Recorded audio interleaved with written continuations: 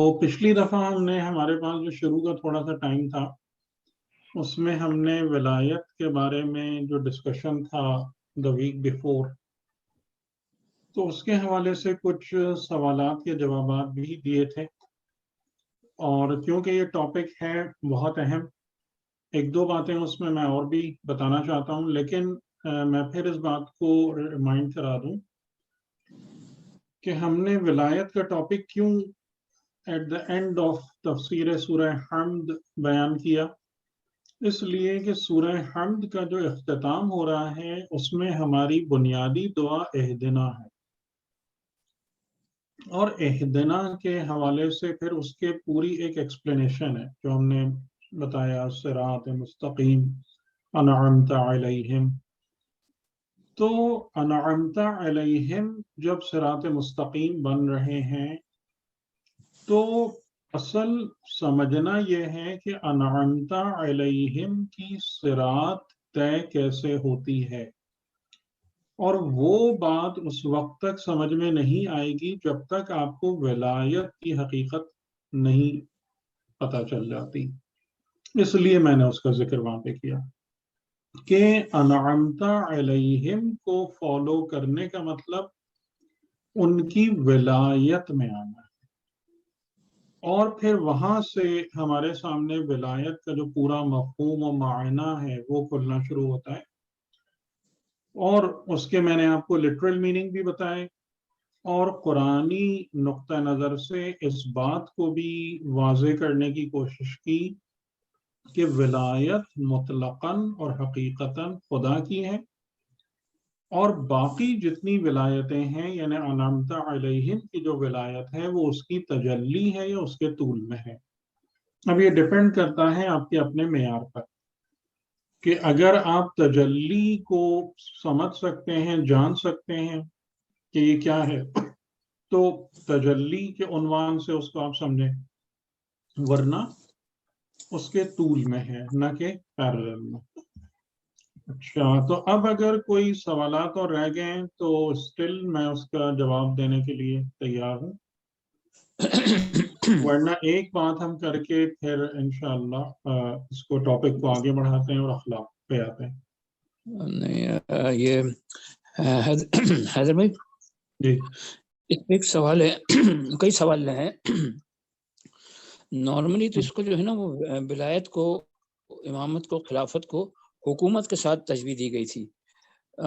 Normally be be سیدہ بھی جو گئی تھی وہاں پر، تو انہوں نے جو ہے وہ جو اپنا فدق کا کلیم کیا تھا اس میں انڈائریکٹلی ان کو یہ کہا تھا کہ تم علی ابن ابی طالب کو، جس کو رسول اللہ علیہ وسلم نے ولایت یا امامت دے کے گئے تھے، من کنت مولا فہذا علی مولا، ان کو چھوڑ دیا ہے. تو یہ تو حکومت کی بات بھی اس میں کہیں نہ کہیں سٹیج پر آتی ہے. تو میں اس لیے چاہ رہا تھا کہ یا تو آپ اس کو ایکسپلین کریں کہ ولایت، خلافت، امامت اور وصایت میں کیا فرق ہے، اور حکومت کہاں پر آتی ہے جس کو چھوڑ دیا گیا.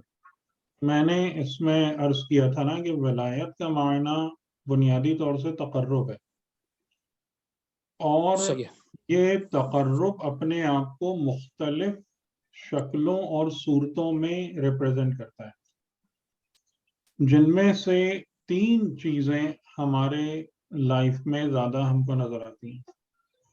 ایک پہلی بات نظر آتی ہے فرینڈشپ یا دوستی، دوسری نظر آتی ہے اخوت اور بھائی چارہ، اور تیسری نظر آتی ہے سرپرستی اور گارڈین شپ.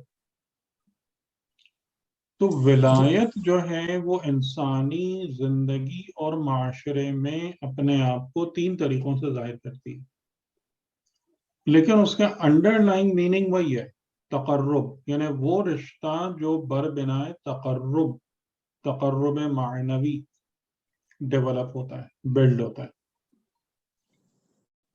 تو اس میں یعنی کہ جیسے اگر باپ ہے یا دادا ہے وہ کسی بھی بچے کی اور اپنے بیٹے اور پوتے کی سرپرستی کرتا ہے تو وہ ولی ہے، وہ ایک رشتہ ولایت ہے جو اس کے ساتھ، اور وہاں پر وہ رشتہ ولایت جو ہے وہ بلڈ ریلیشن شپ کی وجہ سے ڈیولپ ہو رہا ہے.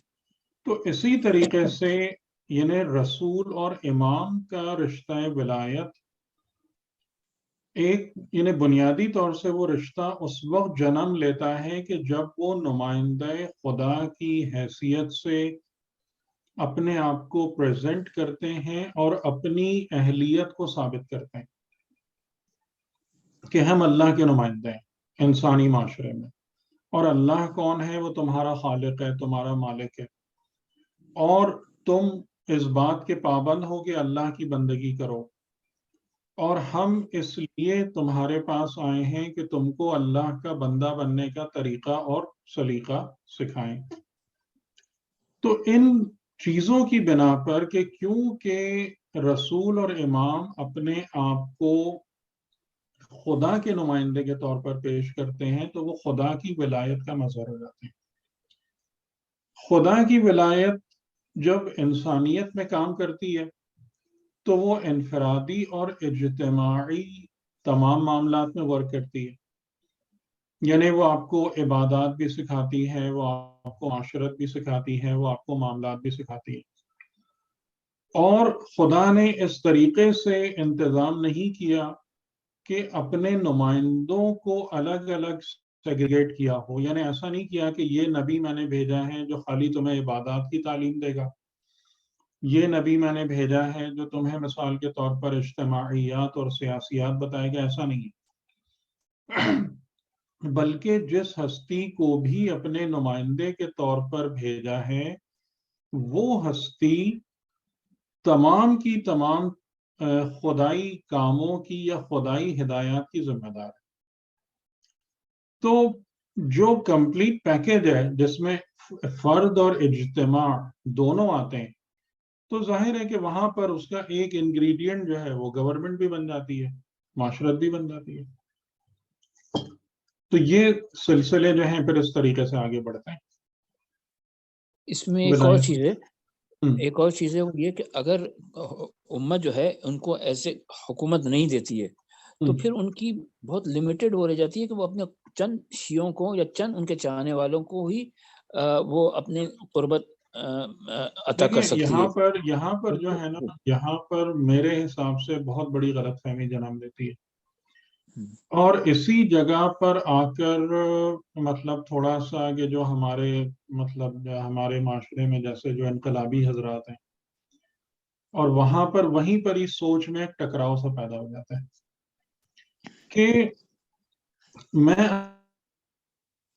آپ سے کہوں کہ یہ جو بھی نظام ولایت ہے، یعنی کہ اگر آپ کو یاد ہو ہمارا ڈسکشن کہ نظام ولایت کو ہم نے بتایا تھا، میں نے یہ کہا تھا کہ ولایت اصل ہے، ٹھیک ہے، اور جی جی نبوت اور رسالت اور امامت ولایت کا مظہر ہے، ولایت کے ہی امکانات ہیں۔ یعنی ولی کبھی نبی کی شکل میں آتا ہے، کبھی رسول کی شکل میں آتا ہے، کبھی امام کی شکل میں آتا ہے، کبھی مطلب دوسرے غیر معصوم بھی جو اولیاء اور ہادی اور رہبران ہیں کبھی ان کی شکل میں آتا ہے، لیکن اصل چیز وہ ولایت ہے جو کہ ولایت خدا سے شروع ہو کر اور آگے ٹریول کرتی ہے، ٹھیک ہے، اصل چیز وہ ہے۔ آپ مجھے ایک بات بتائیں کہ یہ جو نظام ولایت ہے یہ خدا نے قائم کیا ہے یا خدا نے قائم کر کے انسانوں کے حوالے کیا ہے، یا اس میں یہ خدا انسانوں نے کی کوئی شرکت داری ہے؟ نہیں، یہ خدا نے قائم کیا ہے اور خدا اس نے میں انسانوں کی شراکت داری ہے، انسانوں کی مرضی، انسانوں کی جو چیزیں ہیں اس کی وجہ سے نظام، میں آؤٹ کم کی بات نہیں کر رہا ہوں، انہیں لوگوں کے حالات کی بات نہیں کر رہا ہوں، پورے نظام کی بات کر رہا ہوں جو خدا نے قائم کیا، ٹھیک ہے۔ ان دو میں فرق کرنا ہمیں بہت ضروری ہے، ان دو چیزوں میں اس نظام پر کوئی فرق یا کوئی پرابلم آتی ہے لوگوں کی وجہ سے؟ میں سوال نہیں سمجھا، دوبارہ اس کو سوال کو دیکھیں، کیجیے گا۔ میں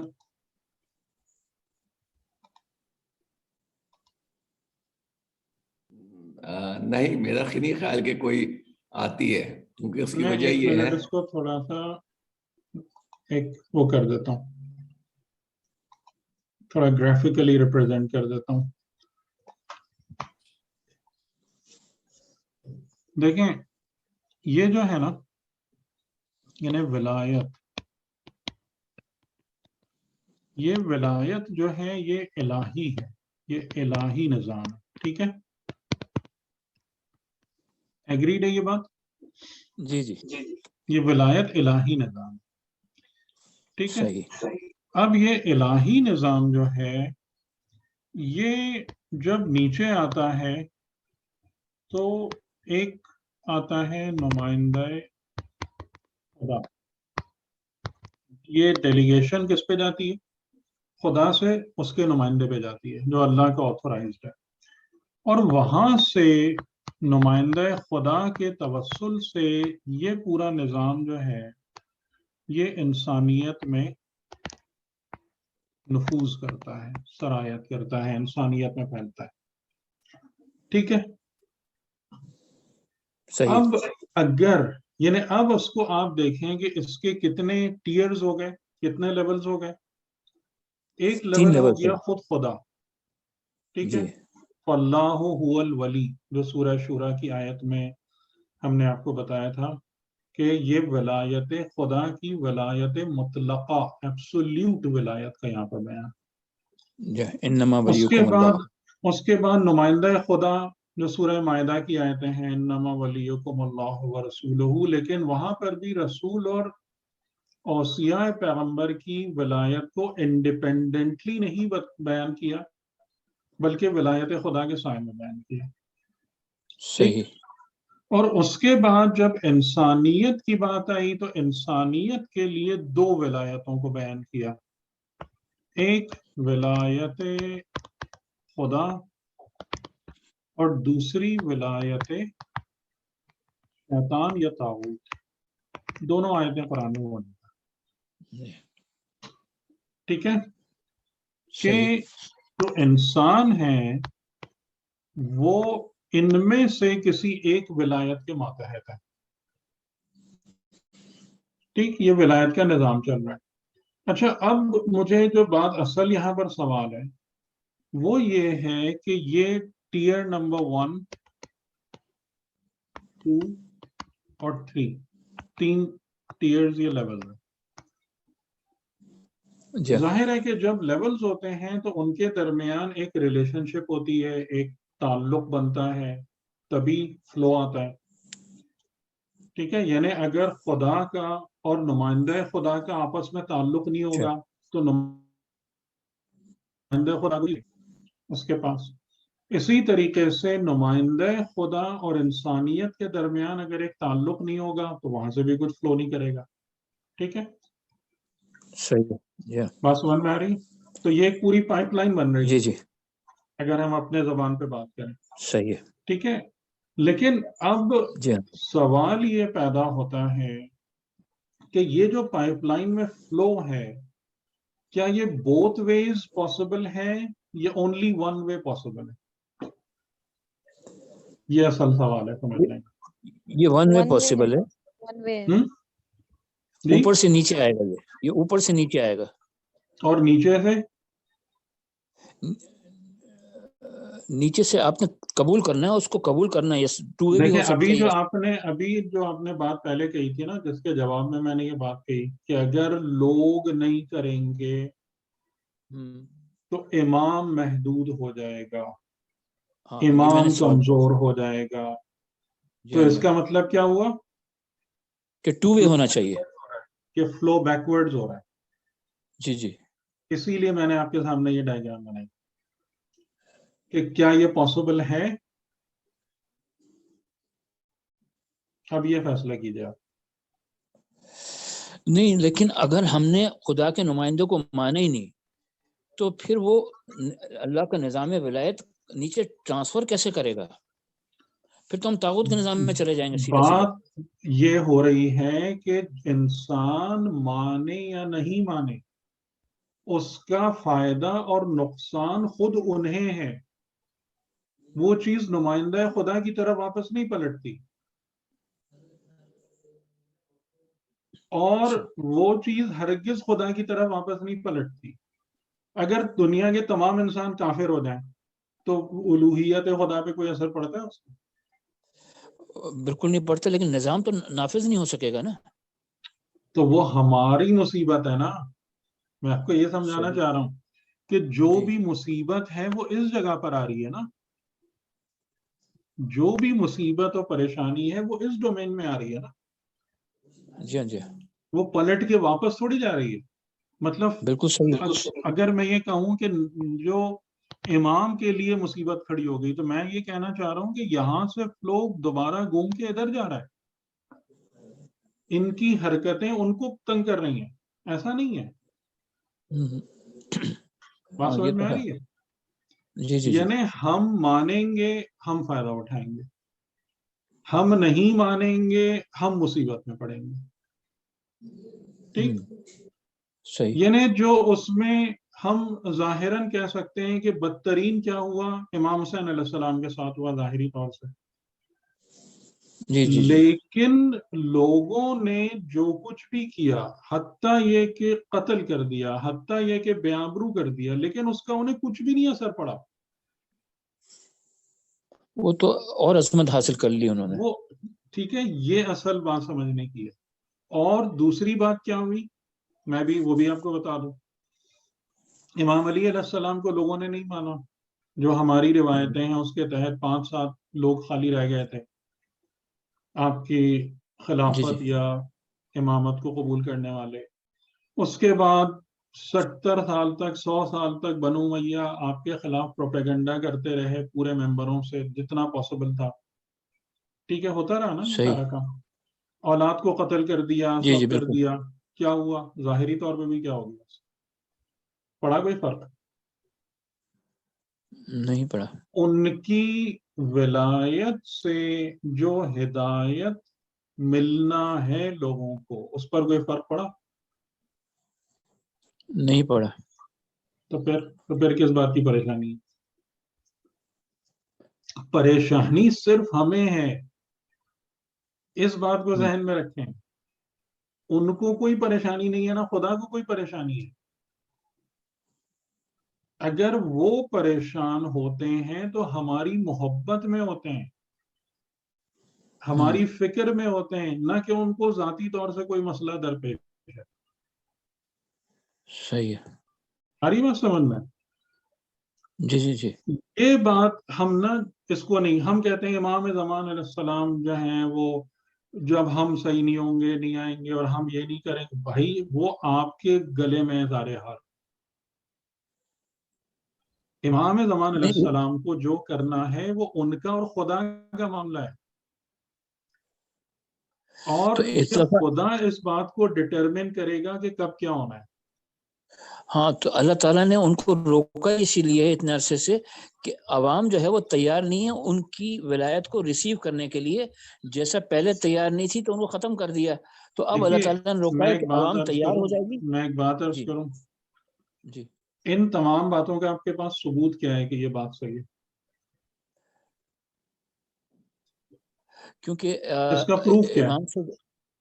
امام سے جب وہ کچھ لوگوں کی جب بات ہوتی ہے تو کوئی کہتا ہے یہ کہ آپ کا ظہور اتنا لیٹ کیوں ہو رہا ہے, تو وہ یہ کہتے ہیں, یہ بھی ایک روایت ہے رضوان بھائی صحیح ہے. دیکھیں, یہ تمام کی تمام چیزیں جو ہیں نا یہ باتیں ہیں, ان سب کا پروف کیا ہے؟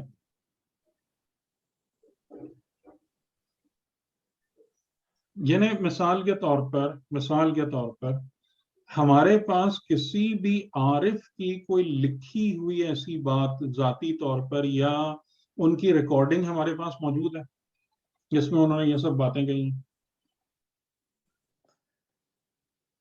کہ تمہارے عمل کی وجہ سے ان کا ظہور وہ نہیں ہو رہا ایک ہے یا ہمارے ون آف عمل دا فیکٹرز ضرور ہو سکتا ہے, ٹھیک ہے, ان وجوہات میں سے ایک وجہ ہو سکتی ہے, لیکن پورے کا پورا سب کچھ ملبہ اٹھا کے اس پر ہی ڈال دینا. آپ مجھے جیسے یہ بتائیں کہ پیغمبر خاتم کا جو ظہور ہوا وہ کون سے معاشرے میں ہوا تھا, کن لوگوں میں وہ آئے تھے جو بہت اچھے بعمل لوگ تھے, بہت نیک لوگ تھے؟ وہ تو جاہل معاشرے میں ہوا تھا, آف کورس. ایسا کیوں ہوا پھر؟ لٹرلی جاہل نہیں, لیکن وہ ویسے بامانی نہیں, جاہل وہ ہر اس میں. طریقے سے جاہل تھے, وہ کوئی پڑھے لکھے لوگ تو نہیں تھے. نہیں, پڑھے لکھے تو تھے, ان کے جو قصیدے بیان کی جاتے تھے وہ تو پورا سال نہیں وہ پڑھے لکھے لوگ نہیں تھے بالکل. وہ سر وہ شاعری تو بہت کرتے پڑھے ہوں گے. لکھے شاعری کہلاتے تھے. کرنے کے لیے تو آپ کو دنیا کے اندر وہ آبزروینٹ لوگ تھے, یہ کہہ سکتے ہیں آپ, پڑھے لکھے نہیں تھے. وہ کھلے ماحول میں, صحرا میں, اوپن میں رہنے والے تھے اور بہت زیادہ چیزوں کو آبزرو کرتے تھے, آبزروینٹ تھے. اور اس لحاظ سے ان کی لینگویج جو تھی نا وہ کافی ترقی یافتہ ہو گئی تھی. پڑھے اچھا. لکھے لوگ نہیں تھے. انہیں نہیں تو پڑھنے پڑھے لکھنے کا لکھے مطلب یہ ہوتا ہے کہ باقاعدہ ایک نظام ہوتا ہے, اس کے تحت ایک تعلیم و تربیت ہوتی ہے. ایسی کوئی چیز نہیں تھی سوسائٹی میں. اچھا. تو پھر وہاں اچھا پر پھر ان خدا کا نے یہ کیوں بھیج پہچان دیا لینا. رسول کو؟ اچھا ایک اور چیز میرے ذہن میں آ گئی, ان کا یہ پہچان لینا سورہ کوثر کو کہ یہ وہ کلام ہے جو کہ اللہ, جو کہ بندے کا کلام نہیں لگتا ہے, یہ خود پہچان لینا ان کی فصاحت و بلاغت کی بنا پر. جی فصاحت و بلاغت کی بنا پر. ہاں تو فصاحت و بلاغت لٹریری چیز نہیں ہے. وہ لٹریری, آج آپ کی نظر میں لٹریری پڑھا لکھا ہونا ہے نا, لیکن میں وہی بات آپ سے کہہ رہا ہوں کہ وہ سوسائٹی اس طریقے سے بلڈ ہوئی تھی کہ ان کی یہ لینگویج کی کیپیبلٹی بہت ترقی یافتہ ہو گئی تھی. کیونکہ آپ رہیں ایک معاشرے میں, ایک ایسی جگہ میں کہ جہاں پر آپ بہت ساری چیزوں کو آبزرو کریں, ان تمام چیزوں کو آبزرو کرنے کے بعد آپ اس کے لیے الفاظ وضع کریں, پھر آپ اس پہ باتیں کریں, پھر آپ اس پر شاعری کریں, تو آپ کی لنگوسٹک کیپیبلٹی بہت ترقی کر جاتی ہے. ٹھیک ہے. اور یہ جو آپ انا اعطیناک کالکوثر والی بات بھی کر رہے ہیں, یہ ان کے بہت یعنی ہائی لیول کے لوگ تھے, یہ عوام نہیں تھی. ہاں وہ تو اس میں یہ ہائی لیول کے عوام لوگوں نہیں میں تھی. ابو جہل بھی آتے ہیں, ابو جہل بھی آتے ہیں, ابو طالب ہاں بھی آتے تو ہیں. وہ تھے, وہ چند افراد تھے جی میں کہ ابو, جنہوں نے میرے وہاں ذہن میں ابو جہل بھی ہے. حکومت پر قبضہ کیا ہوا تھا. جی بالکل. وہ چند افراد تھے جن کو آپ کہہ سکتے ہیں کہ جو واقعاً پڑھے لکھے تھے. معاشرہ تھوڑی تھا ایسا. ہاں معاشرہ تو نہیں تھا آف کورس, لیکن ابو ٹھیک ہے. جہل کو اس پڑھے لکھوں میں آ جاتا ہے. ابو جہل, ہاں وہ ابو جہل صحیح اور ہے. ابو تو آپ طالب کو دونوں. بات واضح ہو گئی آپ کو. اچھا ابھی میں ایک ولایت چاہوں گا جی ایک اور چیز چاہوں گا کہ میں نے سوال ابھی لکھے تھے اس میں, من کنت مولا ہو فہذا علی مولا کی تھوڑی سی سگنیفیکینس بتا دے کہ رسول اللہ علیہ وسلم کا یہ غدیر میں جملہ تھا, بہت کمال کا جملہ ہے. اس کی سگنیفیکینس کہ میں مطلب جس طرح ظاہر ہے سے کہ میں جس سینس میں, جس طریقے سے میں مولا ہوں, ایسی علی بھی مولا ہے. یعنی کہ رسول نے ہدایت کے پورے نظام کو نافذ کیا, آپ اس کے ذمہ دار تھے, آپ سرپرست تھے, تو اسی معنی میں ولایت آگے ٹریول کر رہی ہے اور ٹرانسفر ہو رہی ہے. تو میرے پاس بھی حکومت تھی تو تم ان کو بھی اپنا سربراہ بنانا, یہ نہیں کہنے کا مطلب حکومت جس طرح سے دیکھیے ایک اور بات ہے, حکومت سربراہ رسول فار ایگزامپل مکے میں تو کوئی حکومت نہیں تھی نا, نہیں تھی, بالکل نہیں تھی, 13 سال تو حکومت نہیں تھی, بالکل نہیں تھی. صحیح ہے. فارمل نہیں تھی. یعنی کہ اگر آپ باقاعدہ حکومت کی بات کریں تو وہ تو 1-2 سال میں تھی آخر میں, یا اگر آپ کہیں کہ جی مدینے میں آپ آ کے آپ نے ایک سسٹم بنایا, آپ اس کو حکومت مان لیں, لیکن اس وقت بھی آپ مدینے کے جی حکمراں نہیں تھے پورے, کیونکہ وہاں یہود بھی تھے اور دوسرے بھی تھے, اور وہ ایک مکسڈ قسم کا سسٹم چل رہا تھا. لیکن کمپلیٹ ڈومینیشن تو فتح مکہ کے بعد آئی, کہ جس کو جی آپ کہیں کہ اسٹیبلشنگ اے گورنمنٹ جی جو عربین لینڈ میں, تو وہ تو 2 سال تھی خالی. یعنی کہ رسول لیکن خدا اگر وہ کا اعلان نبوت 40 سال کے سن میں, زندگی کے آخری 2 سال حکومت ہے. ہاں تو اگر لوگ ان کو نہیں مانیں گے تو انہوں نے اتنی ساری جو جنگیں کی وہ مدینے میں کی نا, تو اگر لوگ ان کو اتھارٹی نہیں مانیں گے تو وہ جنگوں میں جائیں گے کیسا بھیجیں گے کہ ان کے خلاف لڑنا ہے آپ نے, اگر وہ ان اس کی سے اتھارٹی مجھے نہیں انکار مانیں. نہیں ہے, اس سے انکار نہیں ہے, لیکن میں یہ کہہ رہا ہوں کہ اگر آپ یہ کہنا چاہ رہے ہیں کہ ولایت کا مطلب مینلی حکومت ہے, تو اس پر بہت اشکال ہے. اچھا ٹھیک ہے, وہ تو صحیح. میں یہ کہہ رہا ہوں کہ حکومت اور سیاست ولایت کے جتنے بھی کام ہیں اس میں سے ایک کام ہے, صحیح ہے. نہ کہ حکومت ولایت کا معنی ہے اور مطلب ہے. ہاں نہیں وہ تو لٹرل مانے تو بالکل ولایت کیونکہ کا وہی ہے. بہت سارے مواقع ایسے ہوتے ہیں کہ جہاں پر حکومت نہیں ہوتی لیکن ولایت ہوتی ہے. اور اسی لیے میں نے یہ بات آپ کو خدمت میں یہ پورا ڈائیگرام بنائی کہ جو نمائندہ خدا کی ولایت ہے وہ خدا کی وجہ سے ہے، نہ کہ لوگوں کی وجہ سے. یہ کی پوائنٹ ہے. صحیح ہے. اگر یہ بات سمجھ میں نہیں آئے گی نا تو ہمیشہ یہ کنفیوژن رہے گا جو آپ بیان کر رہے ہیں. امام اور رسول کی جو ولایت ہے وہ خدا کی وجہ سے ہے، خدا کی ولایت کی تجلی ہے، نہ کہ لوگ ان کو مانیں گے تو وہ ولی ہوں گے، نہیں مانیں گے تو کچھ نہیں ہوں گے. ایسی کوئی بات نہیں ہے. یہ لوگوں کا اپنا فائدہ نقصان ہے. ان کی ولایت اور امامت پر اس سے ذرہ برابر حرف نہیں آتا ہے. اور کیونکہ وہ نمائندہ خدا ہیں، کیونکہ وہ ولی خدا ہیں، تو خدا ان کی ولایت کو ہیومن سوسائٹیز میں اسٹیبلش کرتا ہے irrespective of what people do. جیسا کہ ہوا کہ لوگ مانے نہیں مانے، کریں نہیں کریں، دشمنی کریں، قتل کریں، قید کریں، کرتے رہو تم. لیکن وہ جو ہدایت کا نظام ہم کو نافذ کرنا ہے اپنے نمائندوں کے ذریعے سے، وہ ہم کر کے رہیں گے، اور کر دیا خدا. آپ ختم ہو گئے. اب جو مانے گا وہ خود فائدہ اٹھائے گا، نہیں مانے گا خود نقصان میں پڑے گا. اچھا، اب اللہ تعالیٰ نے غیبت کا نظام اتنا طویل کیوں رکھا ہے؟ نہیں، اب ہم کہیں اور چلے جائیں گے. اب نہیں یہ نہیں، کیونکہ اب ہم بالکل بات ہماری ہے ولایت میں نا. ٹھیک ہے. ولایت اور ہدایت.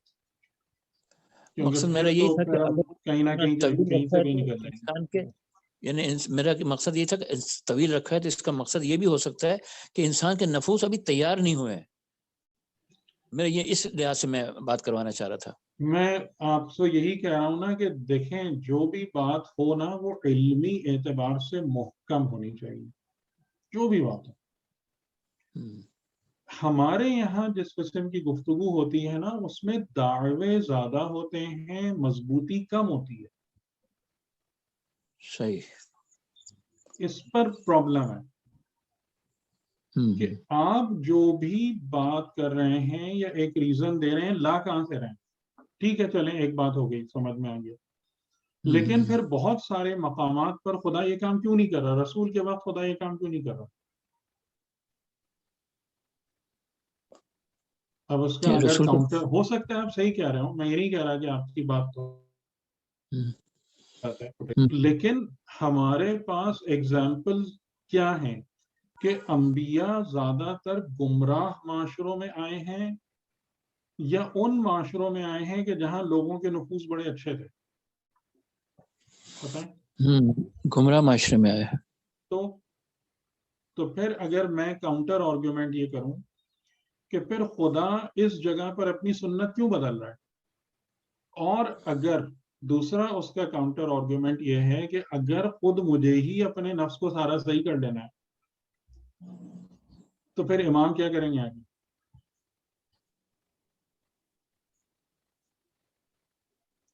ہمارا رائٹ ڈائریکشن تو ہونا چاہیے نا. رائٹ ڈائریکشن تو ہونا چاہیے بھائی. تو رائٹ ڈائریکشن کے بغیر تو آپ کا نفس صحیح نہیں ہوگا نا. ہاں، رائٹ ڈائریکشن تو ہونا چاہیے نا. رائٹ ڈائریکشن کے بغیر آپ کا نفس صحیح نہیں ہوگا. آپ کا نفس صحیح نہیں ہوگا، امام نہیں آئیں گے تو وہ تو گیا، پھر فار ایور گیا.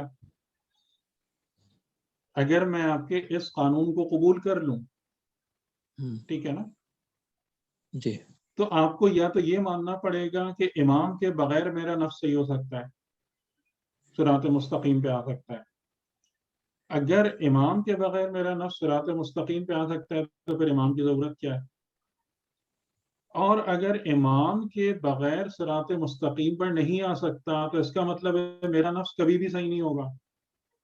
اور جب میرا نفس کبھی بھی صحیح نہیں ہوگا تو امام میرے پاس کبھی بھی نہیں آئیں گے، کیونکہ بنیادی اصول یہی ہے امام کا میرے پاس آنے کے لیے کہ میرا نفس صحیح ہونا چاہیے. اب کیا جواب ہے اس کا؟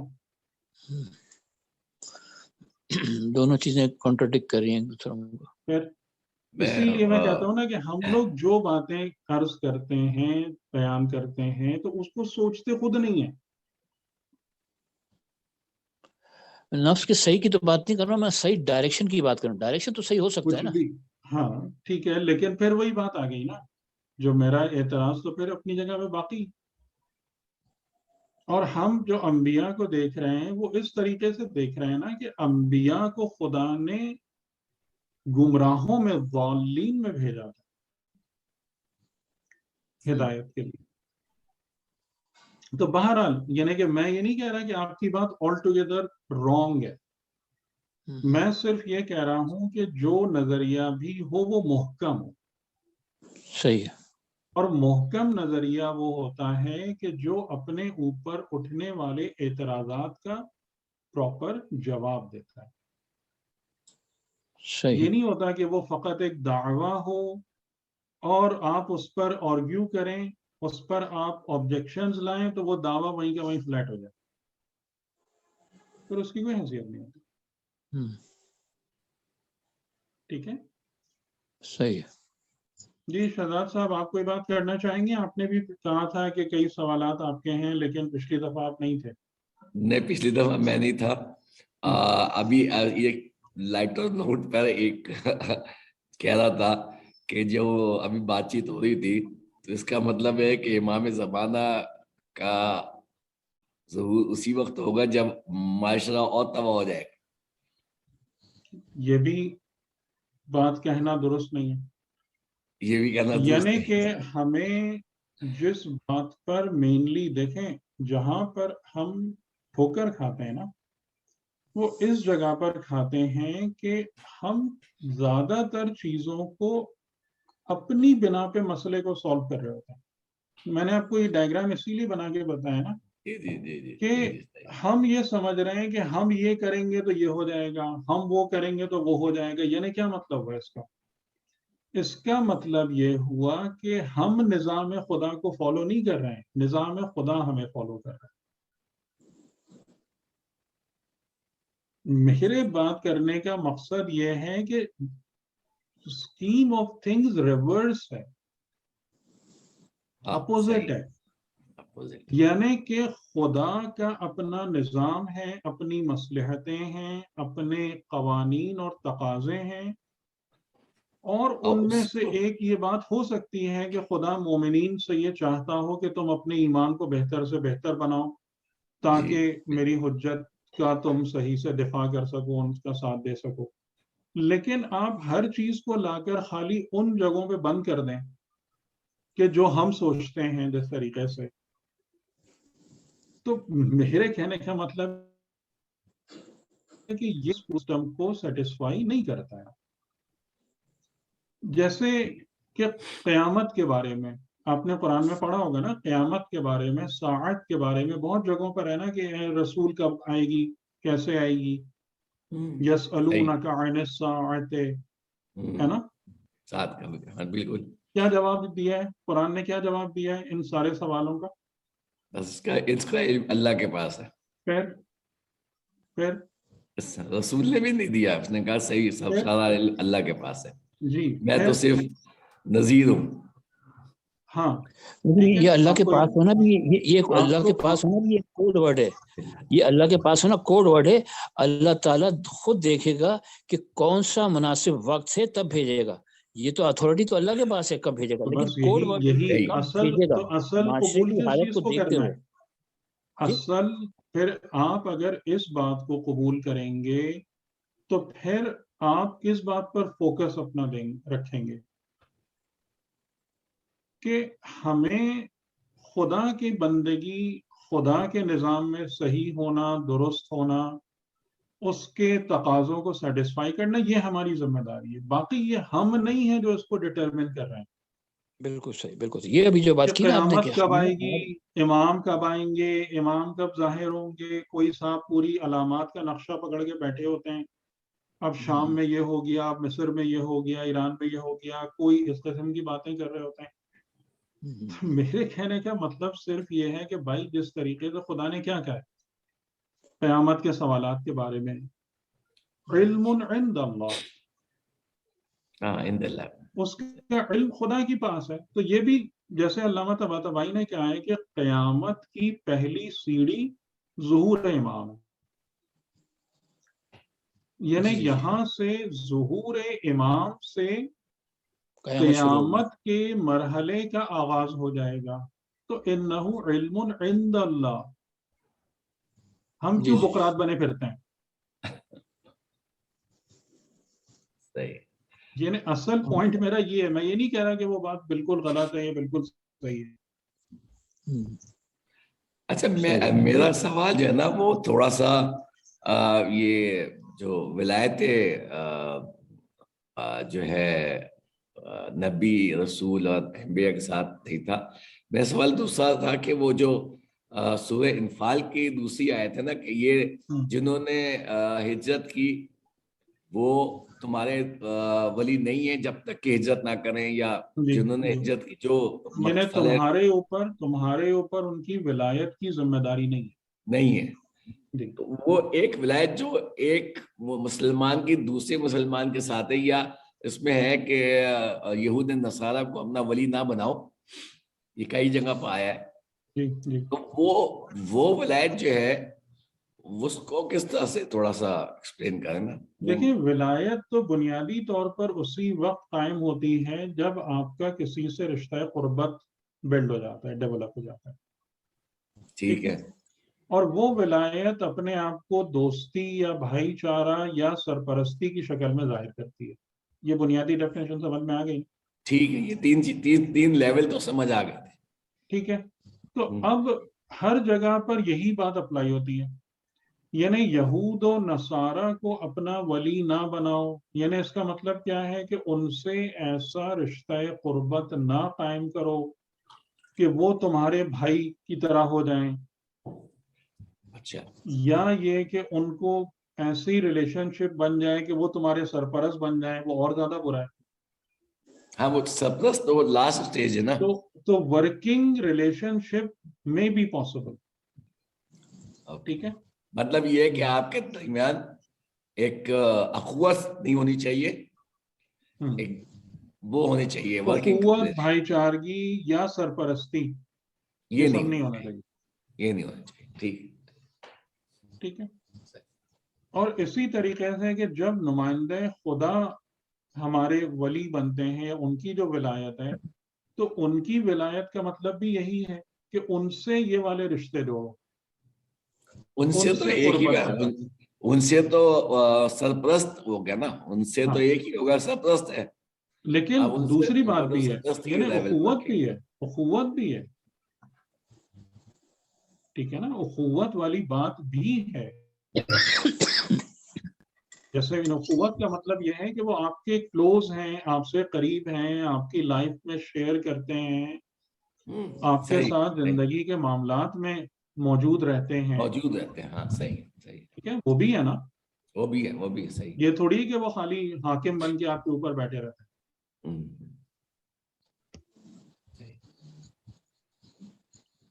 ٹھیک ہے. چلیں، تو یہ ظاہر ہے کہ یہ گفتگو تو بہت طولانی ہے، لیکن بنیادی طور سے ہمارا مقصد یہی تھا کہ ولایت کے درست معنی سمجھ میں آ جائیں اور اس کو ہم صحیح جگہ پر اپلائی کرنے کے قابل ہو جائیں. اور ہمارے پاس یعنی اہل تشیع کے پاس جو سب سے بڑا مسئلہ ہے کہ جس میں ہم ولایت کو خلافت امام علی سمجھتے ہیں، اس سے باہر آ جائیں، اس چیز سے کہ وہ اس کا ایک ایپلیکیشن ہو سکتی ہے لیکن وہ ولایت کا معنی نہیں ہے. بلکہ علامہ طباطبائی نے تو اس چیز کو کافی جگہوں پر اس بات کو پوائنٹ آؤٹ کرایا، یعنی کہ ولایت کی جو انہوں نے ڈیفینیشن دی ہے وہ ہمارے اس کنسیپٹ سے بہت ہی زیادہ الگ ہے. کہ ولایت وہ فرماتے ہیں کہ ولایت یہ ہے کہ انسان عالم و آدم کو تحت تدبیر خدا دیکھے ولا غیر. عالم و آدم کو، ٹھیک ہے، جو ہمارا جو یہ پرابلم ہے نا کہ ہم کہتے ہیں کہ آدمیت میں فلاں نے یہ کر دیا، فلاں نے یہ کر دیا، اس حکومت نے وہ کر دیا، انہوں نے یہ مسئلہ کھڑا کر دیا. تو وہ کہہ رہے ہیں کہ ولایت حقیقتاً اس کو حاصل ہے کہ جو اس بات کو دیکھنے کی صلاحیت رکھتا ہے کہ تمام عالم بشمول آدم تحت تدبیر خدا ہے، نہ کہ کوئی اور اس میں شریک ہے. جو اس مقام شہود تک پہنچنے کی صلاحیت رکھتا ہے اور پہنچتا ہے وہ ولی خدا ہے، وہ مقام ولایت پر فائز ہے۔ کیونکہ ولی جو ہے نا، ولی آپ کو بھی بننا ہے، یعنی کس سینس میں ولی بننا ہے کہ آپ کو خدا سے اتنا قریب ہونا ہے کہ آپ اس جگہ پر آئیں، اس مقام شہود پر آئیں، کہ یہ نہیں کہ خالی معصوم ہمارے ولی ہیں، بلکہ آپ کو بھی ولی بننا ہے ان کا اور خدا کا۔ تو یہ تعریف جیسے بیان کی ہے تو یہ اس سے بہت آگے، یہ اس سے بہت یہ ایسی چیزیں آتی ہیں، یعنی انسان اس ولایت میں ہدایت کا پورا نظام موجود ہے، اس ولایت میں آپ کے جو ذاتی معاملات ہیں وہ موجود ہیں، اس میں اجتماعی معاملات ہیں، اس میں حکومت ہے، اس میں سیاست ہے، معاشرت ہے، وہ سب کا سب اس ولایت کی امبریلا میں آ جاتا ہے۔ لیکن اس کا مقصد کیا ہے؟ اس کا مقصد یہ ہے کہ انسان کو اس طریقے سے ڈیولپ کیا جائے کہ انسان اپنی خلقت کے مقصد کو پالے، اپنے پیدا ہونے کے کمال کو حاصل کر لے۔ یہ ہے ولایت کا پرپس۔ آئی بات سمجھ میں؟ صحیح۔ ولایت اور ہدایت کا پرپس یہ ہے۔ یعنی اب اگر کوئی یہ بیٹھ کے سوچنے لگے کہ جی اس کا مقصد ہے کہ حکومت قائم ہو جائے، اس کا مقصد یہ ہے کہ لوگ بہت عبادت کرنے لگیں، اس کا مقصد یہ ہے کہ مسجدیں بھر جائیں، یہ سب نہیں ہے، یہ سب بیچ میں آتا ہے۔ اس پورے نظام ولایت اور ہدایت کا معنی اور مقصد یہ ہے کہ انسان اپنی خلقت کے مقصد اور کمال کو حاصل کر لے، جس کے لیے تمام چیزیں چاہیے۔ ٹھیک ہے، بات واضح ہو گئی؟ صحیح ہے۔ تو یہ اچھا، ہدایت کا وہ چیز بھی مکمل ہوتی ہے۔ جی، ہدایت کا کمال کے اوپر بھی اگر روشنی ڈال سکیں کسی موقع پر، کیونکہ ظاہر بڑی چیز ہے، ہدایت کا کمال کیا ہے، یعنی انسانیت کا کمال کیا، سوری ہدایت کا نہیں، انسانیت کا میں کمال کئی کیا ہے دفعہ جس کے لیے بیان کر چکا ہوں، کہ یہ چیز خدا نے انسانیت کی خلقت کے وقت ہی بتا دی تھی، جس نفخت چیز کو فیہ روحی، بنیاد بنا کر ملائکہ کو سجدہ کروایا ہے، یہ کمال ہے، علم اسماء وہ تو کو، علم کی دنیا، علم اسماء کو، اسماء کو، یہی کمال ہے۔ اور اسی بنا پر جی ہدایت ہے، اور اسی کی طرف لے جانے کے لیے یہ تمام اولیاء اور معصومین ہیں۔ صحیح۔ فرشتوں نے سجدہ اس وقت نہیں کیا تھا جب نفخت فیہ من روحی فقط ہے، بلکہ اس وقت سجدہ کیا ہے کہ جب علم اسماء کل کی ڈیمانسٹریشن بھی ہو گئی۔ تو علم اسماء جو ہے وہ کمال انسان ہے۔ نہیں، دوبارہ میرا جہاں تک خیال ہے کہ جس وقت اللہ تعالیٰ نے نفخت فیہ روحی ڈالی ہے اور کہا ہے کہ جیسا میں اس کے اندر نفخت فیہ روحی ڈال دوں تم نے فوراً سجدہ کرنا ہے، وہ میرے ایک نوٹس جگہ میں پر ابھی ہے تک سورہ حجر میں، لیکن اس کی تفصیل سورہ بقرہ میں جو ہے وہ کس وقت ہے 30 اور 31 کہ آیت میں جو ہے انسان کے اندر روح اسے اس قابل بناتی ہے کہ وہ علم اسماء تک پہنچے۔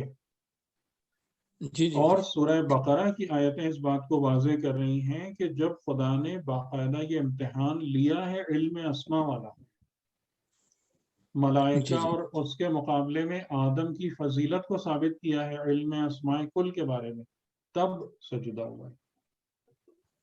اچھا یعنی اچھا، روح ظاہر بنیاد ہے، روح کی بنا پر ہی انسان اتنا بلند ہوتا ہے کہ علم اسماء تک پہنچے صحیح ہے۔ اور حقائق عالم اور کائنات کو اخذ کرے۔ لیکن جو حقیقتاً سجدہ ہوا ہے، جو سورہ بقرہ میں کافی تفصیل سے یہ بات بیان ہوئی ہے، تو وہ علم اسماء کے مظاہرے کے بعد سجدہ ہے۔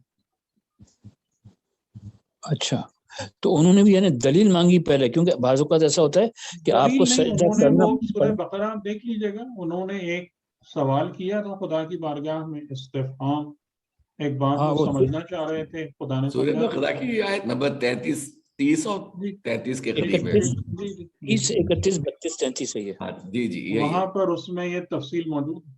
جی جی بالکل موجود ہے۔ ٹھیک ٹھیک ہے، اب اور تھوڑا سا ہم اخلاق کی طرف آ جائیں، جی جی بسم اور اللہ۔ میں اس کے بنیادی اس کو اخلاق کے میننگ کو ڈیفائن کر دوں کہ اب ظاہر ہے کہ اس میں یعنی کہ اب جو ہمارے دوسرے سامعین اور حاضرین ہیں، میں ان میں سے کسی سے چاہوں گا کہ ذرا پتہ چلے ہمیں کہ آپ کی نظر میں اخلاق کس کو کہتے ہیں؟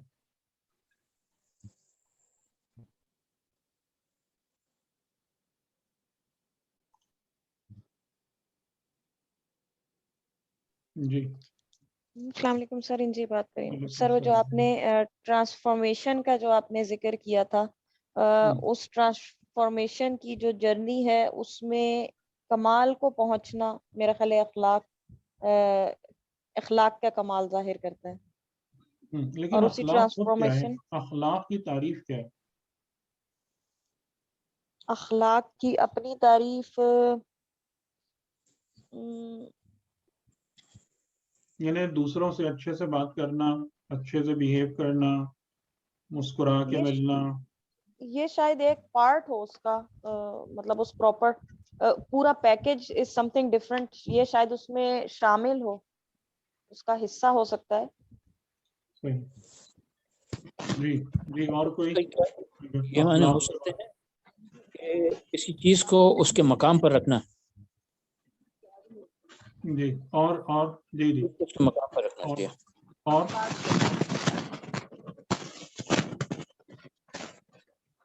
جی بتائیے۔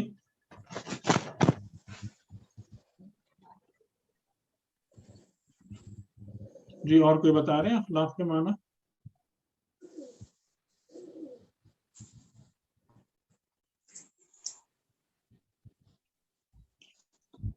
ٹھیک، چلیں پھر دیکھتے ہیں کہ یہاں سے ہمارے سامنے کیا نکلتا ہے۔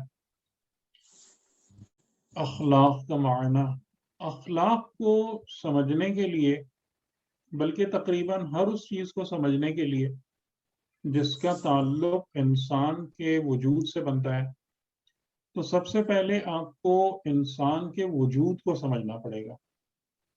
ٹھیک، انسان کے وجود کو سمجھنے کے لیے جو ڈائیگرام ہم نے بنایا کہ انسان کا اپنی میں، آئی یا میں، اس کا نفس ہے، جس کو ہم اگر انگریزی میں ورڈ کہتے ہیں سول، نفس یعنی سول۔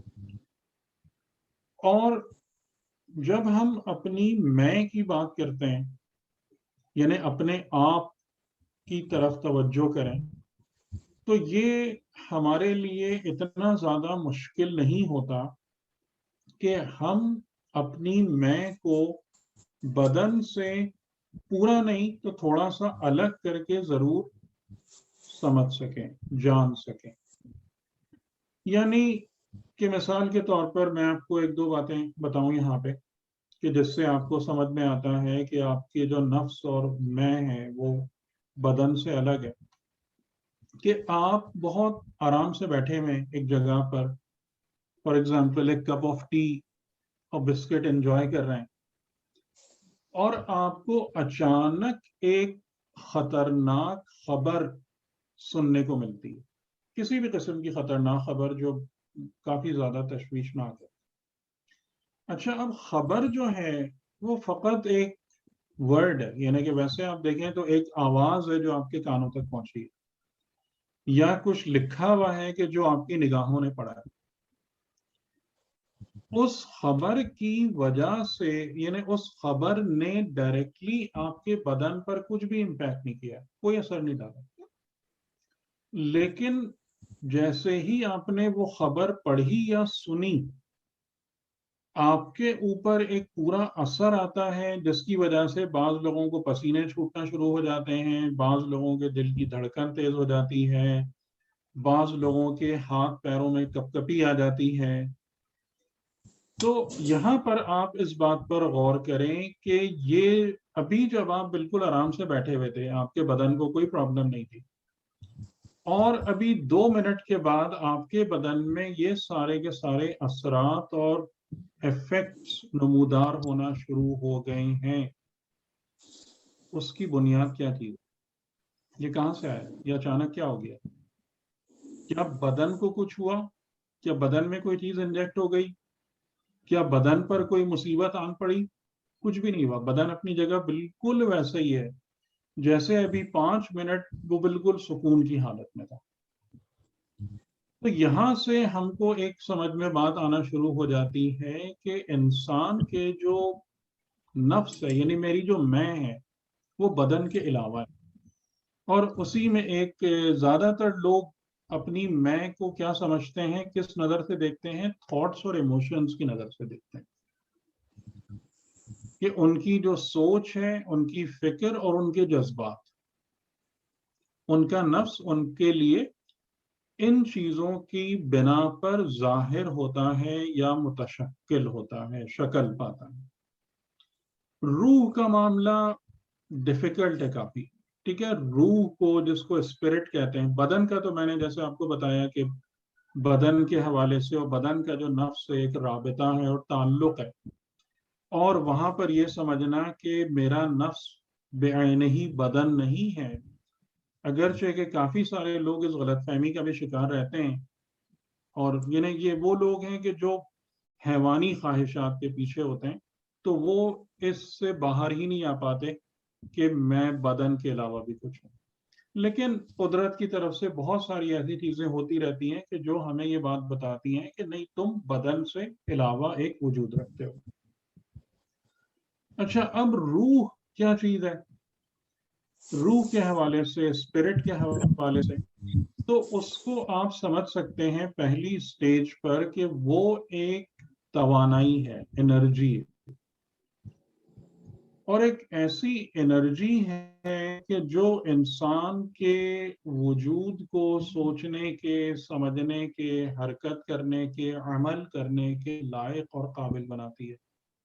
اور اگر ہم اس کو پیورلی بایولوجیکل سینس میں دیکھیں تو وہ یہ کہیں گے کہ جناب یہ جو آپ غذا کھاتے ہیں، تو اس غذا کے نتیجے میں جو غذا میٹابولزم ہوتا ہے آپ کے بدن میں، اس کے نتیجے میں جو انرجی پیدا ہوتی ہے، وہ آپ کے بدن میں یہ توانائی آتی ہے، لاتی ہے۔ لیکن خالی بدنی توانائی انسان کے اندر وجود نہیں رکھتی ہے، بلکہ بات میں آتی ہے کہ ہمارے دماغ میں بھی ایک توانائی ہے، جس کو ہم کہتے ہیں ہماری قوت فکر، جس کی بنا پر ہم ان چیزوں کو سمجھنے کے قابل ہو جاتے ہیں جن کو ہم نے کبھی دیکھا نہیں ہوتا، ہم ان گہرائیوں میں اترنے کے لائق ہو جاتے ہیں کہ جہاں تک پہلے کبھی بھی ہم نے سوچا بھی نہیں ہوتا۔ تو یہ ایک توانائی اور جو بدن سے اوپر ہے، وہ بھی انسان کے اندر موجود ہے، اور ہم سب اس کو استعمال کر رہے ہوتے ہیں۔ تو اس توانائی کو آپ سمجھیں اس ایسپیکٹ ہے کہ وہ آپ کا روحانی ایسپیکٹ ہے، وہ انرجی والا ایسپیکٹ، وہ آپ کی روحانیت ہے۔ اور یہ جو آپ کے ہاتھ پیر اور اعضاء و جوارے ہیں، یہ جیسے میں نے یہاں لکھا ہے کہ جو آپ کی شیپ اینڈ فارم کو بتاتے ہیں، آئیڈینٹیفائی کرتے ہیں، تعین کرتے ہیں، یہ آپ کا ایک لحاظ سے ٹول باکس ہے یا سواری ہے کہ جس کی مدد سے آپ اس دنیا میں کام کرتے ہیں۔ یہ آپ کے اوزار کہ جس دنیا میں آپ زندگی بسر کر رہے ہیں، تو اس دنیا میں آپ کو زندگی بسر کرنا اسی وقت پاسبل ہوگا جب یہاں کے اوزار کا پورا سیٹ، ایکوپمنٹ کا پورا سیٹ آپ کے پاس ہوگا، ورنہ آپ یہاں پر حرکت نہیں کر سکتے، کام نہیں کر سکتے۔ اور اس کے اوپر جو توانائی ہے جو آپ کے بدن کو حقیقتاً صرف کام کرنے کے لائق نہیں بناتی، بلکہ اس کے اندر ایک نئی کیپیبلٹی بھی آپ اپنے نفس میں محسوس کر سکتے ہیں، بلکہ بدن تو نہیں، نفس میں، کہ جیسا میں نے کہا کہ تفکر اور تعقل والی بات، پاور آف انٹلیکٹ، وہ روحانی اسپیکٹ ہے۔ تو آپ میں جو ہے آپ کا نفس وہ کیا کر رہا ہے؟ وہ بدن اور روح دونوں سے استفادہ کرتا ہے، فائدہ اٹھاتا ہے، اپنے لیے بینیفٹس نکالتا ہے، اور ان کی مدد سے نفس رفتہ رفتہ اپنے اندر صفات، کوالٹیز، کیریکٹرسٹکس حاصل کرتا ہے، پیدا کرتا ہے اپنے تجربات کی بنا پر. ٹھیک ہے؟ تو نفس میں جو صفات پیدا ہوتی ہیں، نفس میں جو صفات پیدا ہوتی ہیں وہ اس کے خلق یا اس کی شکل کو بلڈ کرتی ہیں. ٹھیک ہے؟ یعنی کہ اگر آپ یہاں دیکھیں کہ نفس کی دو ڈائمنشن، یعنی انسان کی دو ڈائمنشنز ہیں، ایک ظاہر ہے. ظاہر میں ہم کیسے ہیں؟ یعنی ہم اگر آئینے میں اٹھ کے اپنی شکل دیکھتے ہیں تو کون سی شکل ہوتی ہے؟ وہ ظاہری شکل ہوتی ہے، وہ باطنی شکل نہیں ہوتی. کہ اگر دنیا کے جو گھٹیا اور بالکل نجس لیول کے انسان ہیں، ان کو آپ نے دیکھا ہے نا کہ وہ اپنی ظاہری اس کو کتنا خوبصورت بنا کے رکھتے ہیں، تبھی سب کچھ بکتا ہے ان کا. تو ظاہر اگر وہ آئینے میں دیکھیں تو کہیں واہ کیا کہنے میری شکل و صورت کے، لیکن صرف انسان کی ایک صورت نہیں بن رہی ہے جو ظاہر ہے، انسان کی باطنی صورت بھی بن رہی ہے، اور باطنی صورت بنتی ہے صفات سے. اس باطنی صورت کا نام انسان کا خلق ہے، اور جو ظاہری شکل بنتی ہے اس کا نام انسان کا خلق ہے. ٹھیک ہے؟ جو ظاہری پہلو ہے وہ خلقت، اور جو باطنی شکل ہے وہ ہے خلق، اور جس کی جمع اخلاق. اور یہ اخلاق کس سے مل کے بنتی ہیں؟ آپ کی صفات سے. بندگی، جیسے میں نے 5 صفات آپ کو مین بتائی تھی نا، کہ اگر آپ اپنی باطنی شکل کو، جو انشاءاللہ آگے رہے گی اور باقی رہے گی کیونکہ خلق تو ختم ہو جائے گا اس دنیا کے بعد، تو وہ 5 بنیادی صفات کیا ہیں؟ عبدیت، تقوی، زہد، صبر، شکر. کہ جن کے اندر یہ 5 صفات پیدا ہو جاتی ہیں، جن کا خلق ان کی بنا پر وہ قیامت اور آخرت اور برزخ میں حسین ترین لوگ ہوں گے. تو یہ ہے خلق، یہ ہے اخلاق. ٹھیک ہے؟ یہ اس کے ٹرو میننگ ہے. اور باقی پھر کیا ہوتا ہے؟ یعنی ہم جس کو اخلاق کہتے ہیں، لوگوں سے ملنے جلنے کے انداز اور طریقے، وہ ظاہر ہے کہ جو اندر انسان کا اخلاق ہوتا ہے اس کا اظہار پھر آپ کے رویوں سے ہوتا ہے. لیکن آپ اچھے سے ملنے یا مسکرا کے اور پولائٹلی بات کرنے کو اخلاق نہیں کہتے، کیونکہ اچھے اخلاق کا بعض اوقات تقاضا جھڑکنا ہوتا ہے، روکنا ہوتا ہے، سختی کرنا ہوتا ہے، جنگ کرنا ہوتا ہے، قتل کرنا ہوتا ہے. تو اس بنا پر یہ ڈیفینیشن بالکل غلط ہے کہ اوپر سے اچھے سے ملنا جو ہے نا یہ اخلاق ہے. نہیں، یہ بالکل غلط ہے. اخلاق انسان کی باطن کی شکل کو کہتے ہیں، خلق اس کو کہتے ہیں، جو انسان کی صفات سے متعین ہوتی ہیں، اور اسی کا اظہار عالم خارج میں وہ انسان کی اخلاقیات کا مظہر ہوتی ہیں. اور اخلاقیات ہم اس کو عام طور سے کہتے ہیں، لیکن وہ ڈپینڈ کرتا ہے آپ کے خلق پر.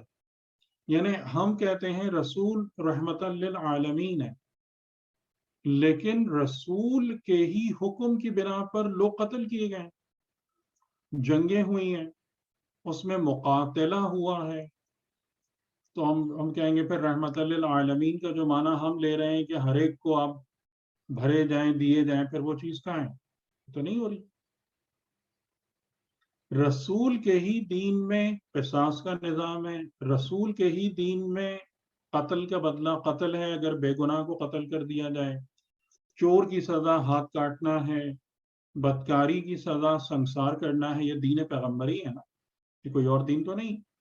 یا آپ کہیں کہ ان جگہوں پر رسول رحمت للعالمین نہیں رہے، ان جگہوں پر رسول کا خلق عظیم نہیں رہا، کیونکہ یہ دونوں آیتیں قرآن میں وما ارسلناک الا رحمت للعالمین اور انک لعلی خلق عظیم، کہ ہم تو اخلاق حسنہ تک پہنچتے ہیں، رسول کے خلق کو نہیں، خلق کو، ٹھیک ہے۔ اب یہ ڈفرنس مد نظر ہے خلق اور خلق کا۔ انک لعلی خلق عظیم، خلق رسول عظیم ہے، صرف حسن نہیں ہے، ٹھیک۔ تو اس بات کو ہمیں اچھے سے سمجھنا ہے۔ اب چلیں آپ لوگ اگر کچھ پوچھنا چاہیں، کیونکہ ہو سکتا ہے کہ اس کو مجھے پھر تھوڑا سا ریپیٹ بھی کرنا پڑے، زیادہ الیبوریٹ، لیکن سب سے اچھی ایکسپلینیشن سوالات اور جوابات کے ذریعے سے ہو جاتی ہے۔ اس میں 5 صفات جو آپ نے بتائیں، صبر، شکر، اور وہ یہ صفات جو مجموعہ جو انسان تمام صفات کا مطلب مجموع سر ہے، سب سے زیادہ اہم ہے، جی جن سے پھر باقی اچھی صفات نکلتی ہیں، وہ کون کون سی بندگی، ہیں؟ عبدیت، تقوی، زہد، صبر، شکر۔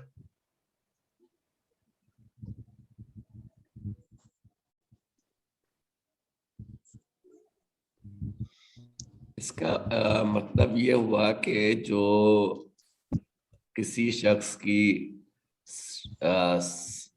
صفات ہیں وہی اس کا کریکٹر ہوتا ہے، یہ بات صحیح ہے، اسی کا کریکٹر ہے، وہی اس کا اخلاق بناتی ہے، وہی اس کا اخلاق بناتا ہے۔ تو قرآن کریم نے ایک لفظ استعمال کیا ہے، میں آپ کو یہاں بتا دوں، شاکلہ کا، ٹھیک ہے۔ سورہ بنی اسرائیل میں یہ آیت ہے قُلْ كُلٌّ يَعْمَلُ عَلَى شَاكِلَتِهِ، کہ اے پیغمبر آپ یہ کہہ دیجئے کہ ہر شخص کا عمل اس کی شاکلہ کی بنیاد پر ہے۔ اب یہ شاکلہ کیا ہے؟ یہ نفس کی شکل، اچھا، یعنی اخلاق ہے۔ تو انسان کا عمل اس کے نفس کی شکل پر ڈیپینڈ کرتا ہے، ٹھیک ہے۔ جو مثال جیسے میں نے آپ کو دی تھی نا، کہ جتنے بھی لوگ ہوتے ہیں جیسے دھوکہ دیتے ہیں، جی، تو ظاہراً پولائٹ بن کے آتے ہیں، آپ کے ہاں، ہمدرد بن کے آتے ہیں۔ ہاں، شیطان بھی آپ حضرت حوا کی قسم کھا کے آیا تھا کہ میں تمہارا نصیحت کرنے والا ہوں، لیکن اگر آپ نے اخلاق کی تعریف یہ سمجھی کہ ظاہری اچھے سے ملنے کا نام اخلاق ہے، آپ دھوکہ کھائیں گے، لیکن اگر آپ نے اخلاق کی تعریف یہ سمجھی کہ انسان کے نفس کی شاکلہ کا نام اخلاق ہے، تو آپ پہلے اس کو چیک کریں گے، ٹھیک ہے۔ آپ اس کے میٹھے جملوں سے یا نرم رویے سے دھوکہ نہیں کھائیں گے، آپ اس اس کی بات حقیقت، کو چیک کریں گے کہ یہ بیہیویئر کس خلق سے نکل رہا ہے، یعنی نفس میں جو صفت موجود ہے وہ دھوکہ دینے والی ہے۔ مطلب اس کا جنرل ایٹماسفیئر، جنرل کریکٹر کیا ہے؟ بھائی کریکٹر ہی کوئی ہم کہیں گے نا اس کو۔ نہیں، آپ اگر تھوڑی دیر کسی کے ساتھ رہتے ہیں نا، تو اس کے خلق کا پتہ چلنا شروع ہو جاتا ہے، ہاں، تو پتہ چل جاتا ہے کہ اس کا کیا اندر یعنی سے۔ جیسے اب میں تو آپ لوگوں سے اتنی باتیں نہیں کرتا، مطلب آپ لوگوں کے ساتھ اتنے انٹریکٹ نہیں کرتا، لیکن آپ لوگوں سے باتیں بہت کی نا میں نے، تو میرے نفس کی شکل بھی آپ لوگوں کو کسی حد تک نظر آ رہی ہوگی، جی جی، ٹھیک ہے۔ تو یہی ہوتا ہے نا کہ لیکن اصل کرائٹیریا کیا ہے؟ اس سے نہیں دھوکہ کھانا، اخلاق اس ظاہری رویے کا نام اخلاق نہیں ہے، انسان کے نفس کی شکل کا نام اخلاق، صحیح۔ اور قرآن نے کہا ہے کہ ہر انسان کا عمل اس کی شاکلہ کی بنیاد پہ ہوتا ہے، یعنی نفس میں دھوکے بازی اور فریب ہے، ممکن ہی نہیں ہے کہ دیانت آ جائے عمل میں، ممکن ہی نہیں۔ اور اگر کبھی آئے گی تو وہ بھی دھوکہ دینے کے لیے ہی ہوگی. جی آپ نے ہینڈ ریز کیا ہے, پلیز. بتا جی دیجیے. ایک منٹ, جنہوں نے ہینڈ ریز کیا ہے میں ذرا ان کے سوال کا جواب دے دوں. السلام علیکم ورحمۃ اللہ. وعلیکم السلام. سر یہ آپ نے بہت اچھی چیز کو بیان کیا, سمجھ میں بھی آئی کہ آپ نے بھی فرمایا کہ اخلاق کبھی جھڑکنے کا نام سختی کرنے کا بھی نام ہوتا ہے, قتل کرنے کا بھی نام ہوتا ہے. جس طرح ایک ماں اپنی اولاد کو بہترین تربیت کرنے کے لیے کبھی کبھی اس کو ناراض ہوتی ہے, اس کو سمجھاتی ہے, غصہ کرتی ہے, تو یہ حسن خلق ہے. یس, یہ حسن خلق ہے. بعض دفعہ ہم اپنے ساتھیوں کے ساتھ بھی یہ رویہ اختیار کرتے ہیں جب وہ غلط کر رہے ہوتے ہیں لیکن وہ سمجھتے نہیں ہیں اور وہ ناراض ہو جاتے ہیں. بہت بہترین بات ہے. ٹھیک, اس کی ایک مثال میں نے, آپ کا کوئی سوال تو نہیں؟ سر میری ایک ریکویسٹ ہے. جی ایک ریکویسٹ یہ ہے کہ ہمارے جو بھی بھائی اس کو ہوسٹ کر رہے ہیں, ہمارے یہاں لائٹ نہیں تھی تو لائٹ ابھی آئی جوائن کے, تو اگر فوراً ہی اس کی ریکارڈنگ یوٹیوب سے پہلے گروپ میں ڈال دیں تو ہم لکھنے میں آسانی ہو جائے گی. ٹھیک ہے شہزاد صاحب آپ. جی عروج بھائی بھی لائن پہ ہیں. عروج بھائی آپ کے لیے ریکویسٹ ہے. جی سر ٹھیک ہے یہ انشاءاللہ. دوبارہ بتا جی دیں. جی اب جی اگلا میں سوال, کوشش کروں گا. ٹھیک, اگلا سوال کس کا تھا؟ جی سر میں کہہ رہی ہوں کہ یہ جو شاکلہ والی بات آپ نے بتائی نا, اس کو دوبارہ سے ریفائن کر دیں. دیکھیں آپ اس ڈائیگرام کو دیکھیں.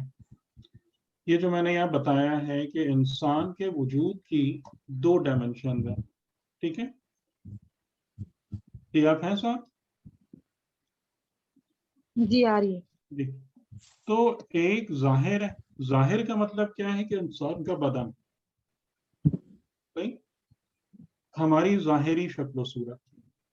اس کو کیا کہتے ہیں؟ اس کو کہتے ہیں خلق. ٹھیک ہے, عربی زبان میں عام طور سے کہ جب ملتی جلتی چیزیں ہوتی ہیں نا تو وہی اعراب اور ان کی حرکت کی تبدیلی کی وجہ سے وہ میننگ ٹرانسفارم ہو جاتے ہیں. تو یہ ہے خلق. تو جب بھی آپ انسان کے خلق کا ذکر کریں گے تو کیا بات ہوگی بتائیے؟ ظاہر کی ظاہری شکل و صورت جو آپ کو آئینے میں دکھتی ہے. ٹھیک, لیکن انسان کی جو شکل ہے وہ صرف یہ نہیں بن رہی. یعنی جب انسان پیدا ہوتا ہے خالی ظاہری شکل و صورت میں نہیں بنتی یا بگڑتی, بلکہ انسان کا جو نفس ہے یا باطن ہے اس کی شکل و صورت بھی بلڈ ہوتی ہے. انسان کے باطن کی صورت کن چیزوں سے بنتی ہے؟ ہمارا ظاہر تو فلیش اینڈ بون اور بلڈ سے بنا ہے, ہمارا باطن کس سے بنتا ہے؟ نفس سے. باطن کس سے بنتا ہے؟ یعنی نفس کی شکل کس سے بنتی ہے؟ آپ کی صفات سے. ٹھیک, جی صفات سے بنتی ہے. یعنی انسان کی جو باطن ہے, نفس ہے, اس کی جو شکل ہے وہ کس سے بنے گی؟ صفات سے بنے گی. اس شکل کو کیا کہتے ہیں؟ جی بتائیے. خلق نا, خلق. ٹھیک, اس کو کہیں گے خلق, اور اسی کا جمع ہو جائے گی اخلاق. جی سر. تو اخلاق کا معنی کیا ہوا کہ انسان کے باطن میں جو ساری صفات موجود ہیں اور اس کے نفس کی شکل کو بنا رہی ہیں. اس کے لیے قرآن کریم نے ایک ورڈ یوز کیا ہے. جی شہزاد صاحب یہ دیکھیے گا, یہ کون سی آیت ہے؟ سورہ بنی اسرائیل کی 80 ہے, 80 to میں 90 دیکھ کے لیتا ہوں. درمیان مجھے یاد ہے. قُلْ كُلٌّ يَعْمَلُ عَلَى شَاكِلَتِهِ. اس کے لیے قرآن کریم نے کیا ورڈ یوز کیا ہے؟ باطن کی شکل کے لیے شاکلہ. اور اس اصول کو بیان کیا ہے کہ جو تمہارے نفس کی شکل ہے, یعنی جو تمہارے اندر صفات ہیں, تمہارا عمل اسی بنا پر ہی ہوتا ہے. ہر انسان کا عمل اس بنا پر ہی ہوتا ہے. لیکن جو بنیادی طور سے دھوکہ جب ہوتا ہے تو کہاں پر ہوتا ہے کہ کیونکہ ہماری نظر میں تعریف اخلاق آؤٹ ورڈلی بیہیویئر کا نام، کہ آپ اوپر اوپر سے لوگوں سے کیسے ملتے ہیں، ہم کہتے ہیں یہ اچھا اخلاق اور برا اخلاق ہم اس کو کہتے ہیں. جی ایسا ہی ہے نا؟ جی سر ہم کو ظاہری طور پر زیادہ یہاں پر ہوتی ہے گڑبڑ، یہ گڑبڑ والی بات ہے. یہاں پر دھوکہ ہے. یعنی جیسے حضرت آدم کو بھی شیطان نے اسی سے دھوکہ دیا تھا کہ اس کے باطن میں خباثت تھی، یعنی اس کا خلق جو تھا وہ دشمنی تھی، عداوت تھی، حسد تھا.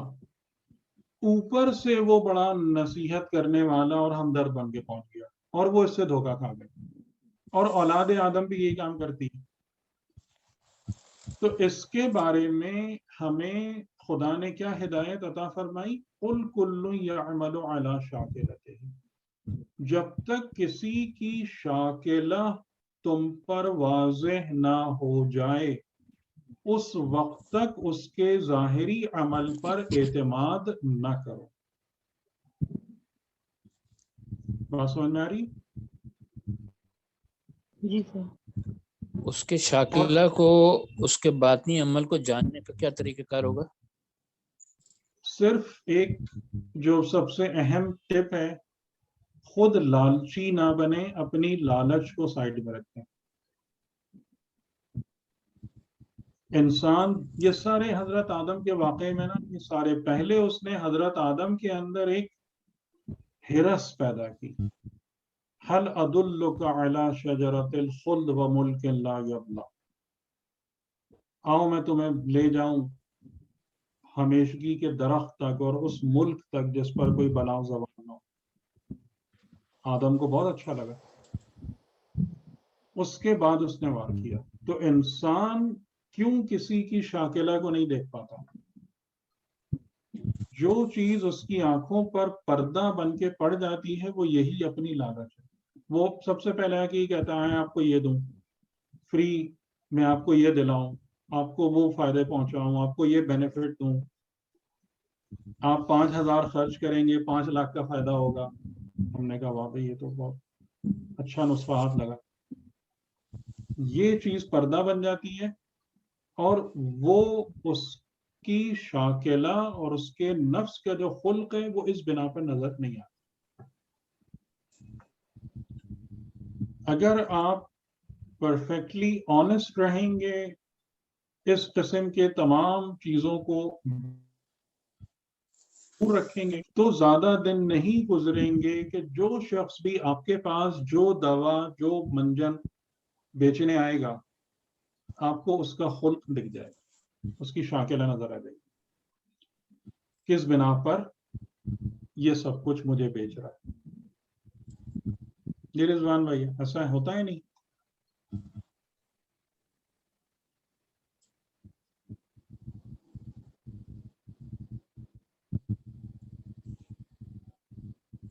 صحیح. اچھا صحیح ہے نا؟ سارے دھوکے اسی وجہ سے ہی ہوتے ہیں. اور یہ اسی ویسے لیے کہا جاتا اللہ ہے تعالیٰ نے نا حضرت آدم کے شروع کے اس میں سب باتیں ہم کو سکھا دی. آدم کی اسٹرینتھ بھی بتا دی ہے، آدم کی ویکنس بھی بتا دی ہے. مطلب آدم کی ویکنس آدم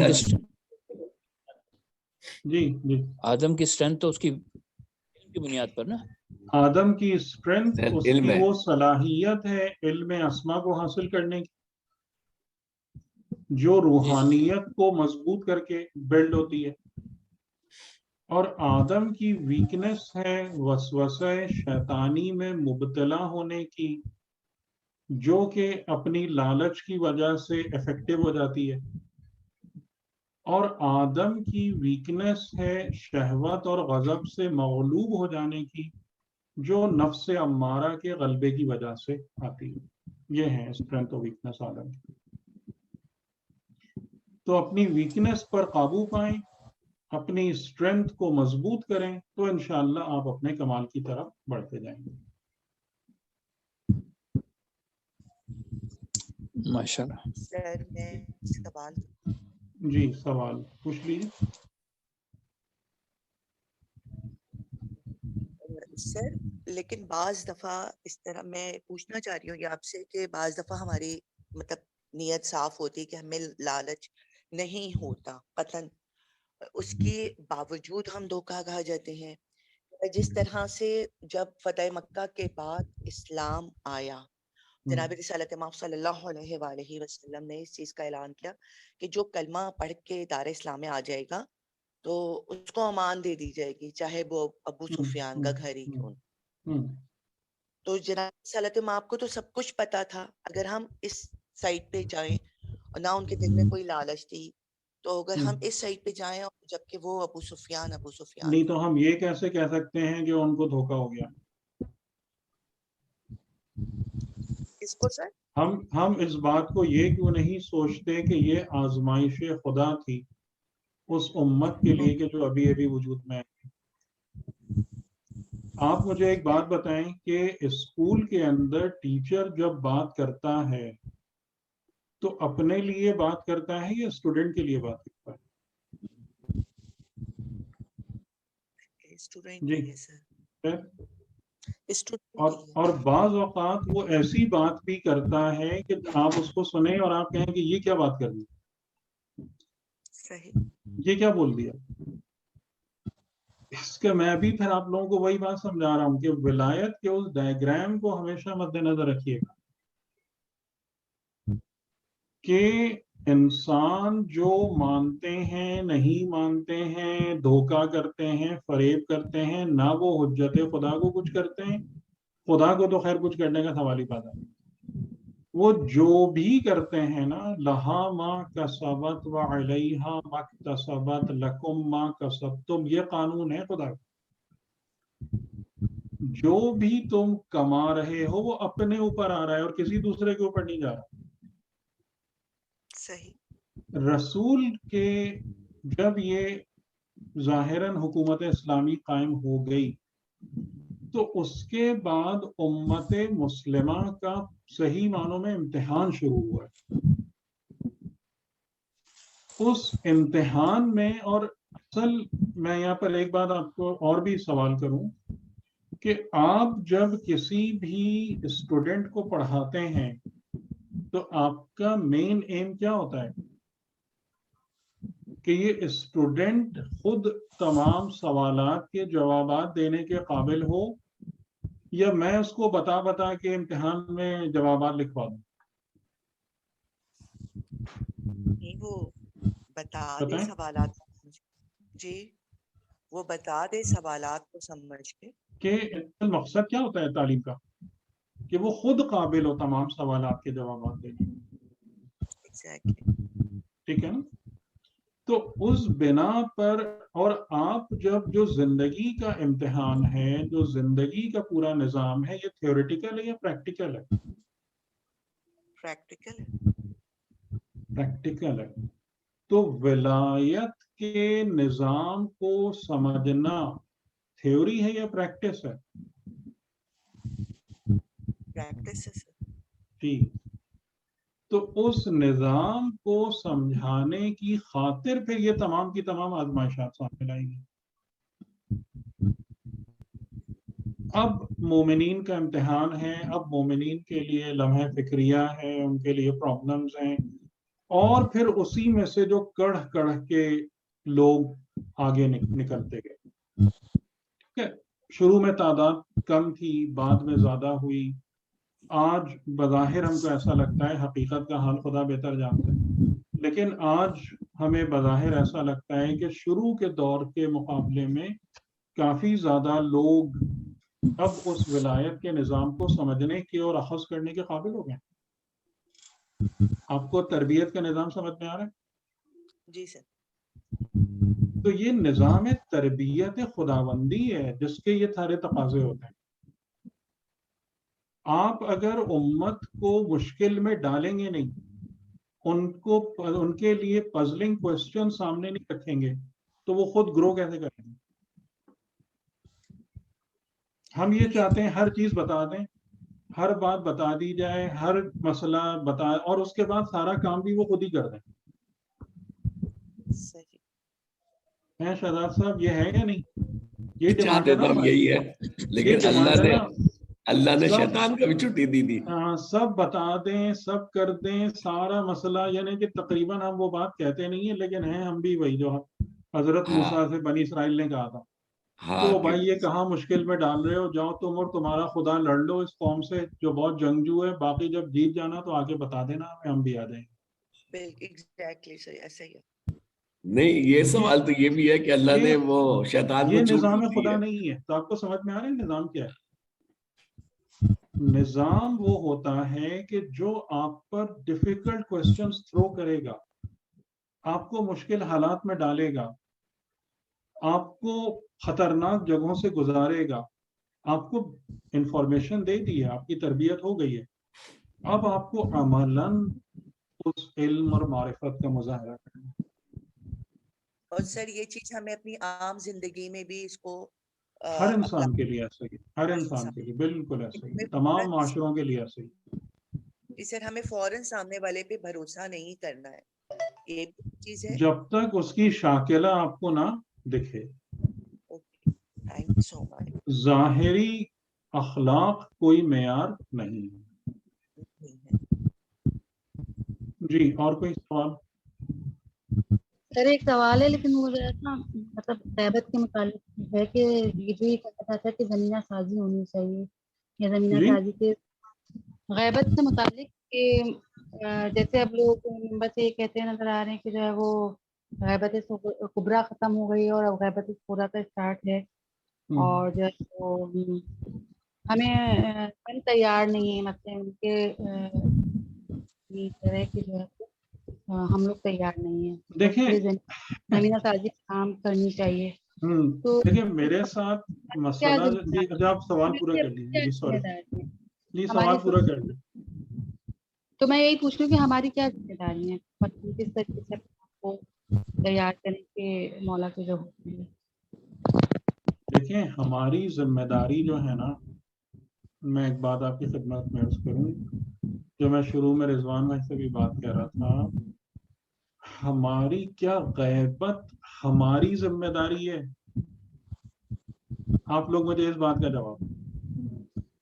نہیں, ہماری ذمہ داری نہیں ہے, لیکن یہ بات ایک آتی ہے کہ ہم تیار ہماری ہیں. ذمہ داری ہے یا نہیں؟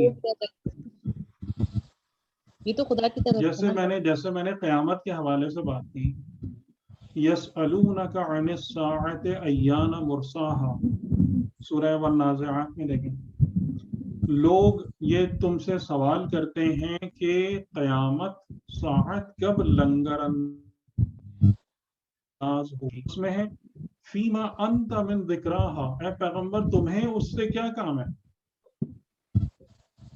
آپ کو اس سے کیا رسول, کہ جیسے یہ تم سے اس بارے میں اس طریقے سے آگے پوچھ رہے ہیں کہ جیسے تم قیامت لے کر آ رہے ہو. تو مسئلہ یہ ہے, دیکھیں جو ایک بات آپ لوگ برا مان سکتے ہیں, میں اس بات کو وہ نہیں کہہ رہا کہ آپ اس بات سے اختلاف نہ کریں یا ایون برا نہ مانیں, اور یہی ایک صحیح علمی پرسوٹ کی بنیاد بھی ہوتی ہے. علمی کاوش جو ہوتی ہے نا, اس میں علمی اعتبار سے اختلاف بھی ہوتا ہے, تنقید بھی ہوتی ہے, اور علمی ناراضگی بھی ہو جاتی ہے, وہ ذاتی ناراضگی نہیں ہوتی.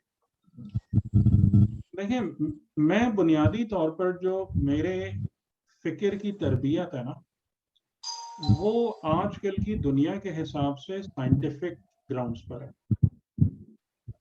جس میں اور سائنٹیفک گراؤنڈ جو مجھے آگے جا کے سمجھ میں آتا ہے کہ وہی حقیقتاً دینی رستہ بھی ہے, کہ آپ فیکٹس کو کلیکٹ کرتے ہیں, حقائق کو جمع کرتے ہیں, اس بارے میں مکمل طور سے غیر جانبدار ہوتے ہیں, پھر حقائق کو ملا کر تجربات اور مشاہدات کی روشنی میں نتیجہ اخذ کرتے ہیں وداؤٹ اینی بائس. ٹھیک ہے, تو وہ پروف کدھر ہے کہ جہاں سے یہ تمام اور مذہبی جتنی بھی تفکرات سامنے آتی ہیں نا, یعنی میں ٹاپ لیول کی بات نہیں کر رہا ہوں, مجتہدین اور عرفا کے لیول کی بات نہیں کر رہا ہوں, کیونکہ وہاں بھی وہ سائنٹیفک میتھڈ ہی یوز کرتے ہیں چیزوں کو سمجھنے میں. مطلب سائنٹیفک کا مطلب یہی خدائی طریقہ ہے, خدا نے بھی یہی طریقہ سکھایا ہے. لیکن عام طور سے جو ہمارے پاس بات ہوتی ہے نا، ہم دعوے کر رہے ہوتے ہیں بہت زیادہ. آپ جو بھی یہ صاحب یہ بات کریں کہ زمینہ سازی ہمیں کرنا ہے، اس سے کیا اس کا ثبوت لا کے دینا اس بات کا، اس کا پروف کیا ہے. اور یہ جو ظہور ہے یہ خدا کے ہاتھ میں ہے یا ہماری زمینہ سازی پہ منحصر یا علامات پہ منحصر، جو فزیکل علامات، اس کا بھی فیصلہ کریں. کیونکہ اس بنا پر بھی لوگوں میں کافی گمراہی ہوتی ہے. اور ایک ماشاءاللہ آپ لوگ بہت اچھے دیندار ہیں، یہ بات یقیناً ماننی پڑے گی، ورنہ ایسے بھی کافی افراد ہیں جو ان تمام چیزوں کے غلط ثابت ہونے کی وجہ سے دین سے منحرف اور منکر ہو جاتے ہیں. میرا ایک یا میرا ایک سوال ہے، جی وہ یہ کہ جب ہم آپ کہہ رہے ہیں کہ یہ اللہ کی طرف سے ہے، تو جیسے ولایت ہماری، فقیہ بات کر رہے ہیں. میں ایک بات پوری کر دوں گا. جی سوری جی. تو ہماری ذمہ داری جو ہے نا، اب ہماری ذمہ داری کی آپ نے بات کی نا، ہماری ذمہ داری ہر حال میں ایک ہے، ہر حال میں ایک ہے. اور وہ وہی ذمہ داری ہے کہ جو دین نے ہم کو بتائی. نمبر 1 معرفت، ولایت حق، تزکیہ نفس، اخلاق حسنہ اور اعمال صالحہ. یہ ذمہ داری آپ کی کبھی بھی، یعنی اگر مثال کے طور پر کہ اگر ہمیں یہ پتا چل جائے کہ خدا نہ خواستہ امام کا ظہور 1000 سال تک نہیں ہوگا، تو ہم بیٹھ جائیں آرام سے. یہ مطلب ہے اس بات کا نہیں بیٹھنا کہ تو ہم نہیں. خالی اپنے نفس کی تربیت یا نیک عمل خالی اسی وقت کریں گے جب ہم کو پتا ہوگا کہ ظہور امام ہو رہا ہے. کیا یہ دین ہے جو ہمیں تعلیم دیا گیا ہے؟ نہیں، اصلاح نفس تو مستقل جاری رکھنا ہے نا، تو کرتے تو رہنا ہے. ذمہ داری ہماری جو ہے نا، دیکھیں ہماری ذمہ داری، جو امام کی ذمہ داری ہے وہ انہیں پتا ہے، جو خدا کے وعدہ ہے وہ اسے پتا ہے. ہماری ذمہ داری یہ ہے کہ تم بندگی پر آؤ، تم اطاعت امر مولا پر آؤ، تم تزکیہ نفس پر آؤ، اعمال صالحہ پر آؤ. یہ ہماری ذمہ داری ہے اور یہ ہر حال میں ہماری ذمہ داری ہے. اس سے بھی فرق پڑا کہ حضور قریب ہے کہ دور ہے یا ہو چکا ہے، اس سے فرق نہیں پڑا. اس بات کو ہمیں سمجھنا ہے. میں اس میں سے کسی بھی بات سے اختلاف نہیں کر رہا ہوں، لیکن میرا جو پرابلم میرے ذہن میں آ رہا ہے نا، جو مجھے فیل ہو رہا ہے کہ یہ ہم پہنچ کسی غلط جگہ پہ ہیں.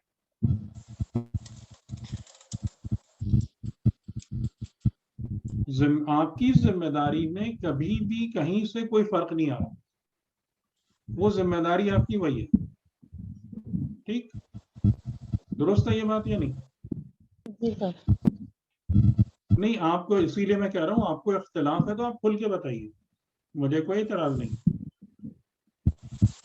لیکن آپ کی رائے کو خود بھی مضبوط ہونا چاہیے. یعنی میرا مطالبہ یہ ہے کہ آپ کی رائے مضبوط ہو، محکم دلیل پر قائم ہو، آپ کے پاس سفیشینٹ ڈیٹا ہو. یہ نہیں کہ بس خالی کسی نے بول دیا یا کسی نے سن لیا. آپ میری بات کو، میں تو نہیں کہتا کہ آپ میری بات کو آنکھیں بند کر کے یقین کریں. آپ اس پر غور کریں، سوچیں، تحقیق کریں، تنقید کریں، سب کریں. بالکل، میں تو آپ کو بالکل بھی پابند نہیں کرتا. تو ابھی جو مطلب یعنی کہ باتیں ہیں کہ کے حساب سے یہ بھی کہا جاتا ہے کہ جو امام کے مطلب امام کا انتظار ہے، یعنی کہ امام کے دوست کا انتظار کر رہا ہے، تو اس کی فضیلت بھی بیان کی گئی ہے. اتنا مطلب کیا گیا ہے کہ وہ خیمے میں سے ہوگا، رسول اللہ کے خیمے میں سے ہوگا، ہوگا. یہ ہم پریکٹیکلی کو کتنا حاضر اور دور سمجھ رہے ہیں اور ہم اس کے لیے اپنے آپ کو خود کتنا تیار کریں تو یہ ہمارا پرسنلی ذاتی وہ ہو جائے گا. یعنی وہ تربیت اور تیاری جو آپ کی اپنی ذات ہے وہ تو آپ کو ہمیشہ کرنا ہے یا نہیں کرنا. یعنی میں جو بات سوال کر رہا ہوں کہ امام کے ظہور کے حوالے سے آپ کے اپنے تزکیہ نفس پر یا آپ کی بندگی پر یا آپ کی صالحیت میں تبدیلیاں واقع ہوں گی یا ہونی چاہیے؟ ہونی چاہیے نا. جی ہونی چاہیے, بالکل ہونی چاہیے.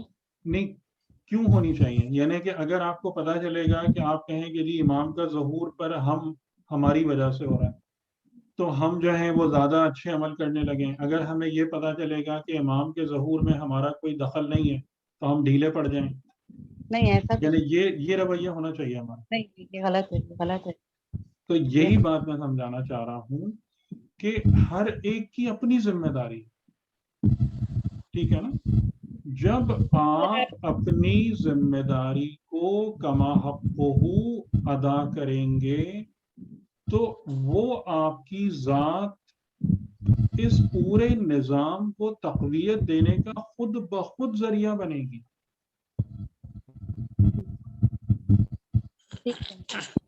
صحیح ہے. جی بہتر. اور رہی وہ والی بات جو آپ نے بعد میں کہی کہ ظاہر ہے کہ جب امام علیہ السلام ہمارے سامنے موجود نہیں ہے تو وہ ہمارے لیے تکلیف کا باعث ہے. ہم امام سے قربت چاہتے ہیں, ہم امام سے ولایت چاہتے ہیں, ہم امام علیہ السلام کی معیت میں زندگی گزارنا چاہتے ہیں. بالکل اس کے لیے آپ جو دعائیں ہیں جو بتائی گئی ہیں آپ کے اپنے دل کے احوال ہیں, بالکل اس میں کوئی مسئلہ نہیں. اور اسی بنا پر جو بات کہی جاتی ہے کہ دیکھیں امام کی جو غیبت ہے نا, امام کی غیبت کوئی ایبسولیوٹ غیبت نہیں ہے. آپ اگر اپنے کو معیار پر لاتے ہیں تو امام آپ کے لیے مختلف طریقوں سے ظہور کرتے ہیں.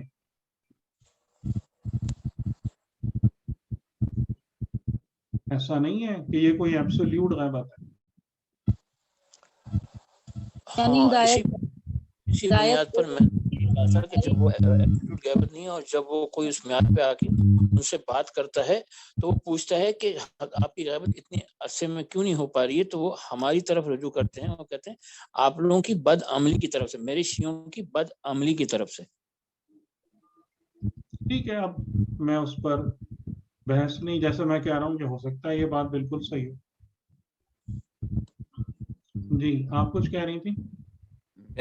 میں یہ کہنا چاہ رہا ہوں کہ اس میں ولایت فقی جو ہے قائم کرنے کی بات ہے, جس پر کہ پوری ایرانی گورنمنٹ کا وہ ہے کہ ولایت فقی ہے, تو یہ اس کی ذمہ داری میں شامل ہے ہماری کہ ہم ولایت فقی کے لیے پر یا ولایت ولی جو ہے الٹیمیٹلی اس کے لیے کوشش کریں اور کہ وہ کریں.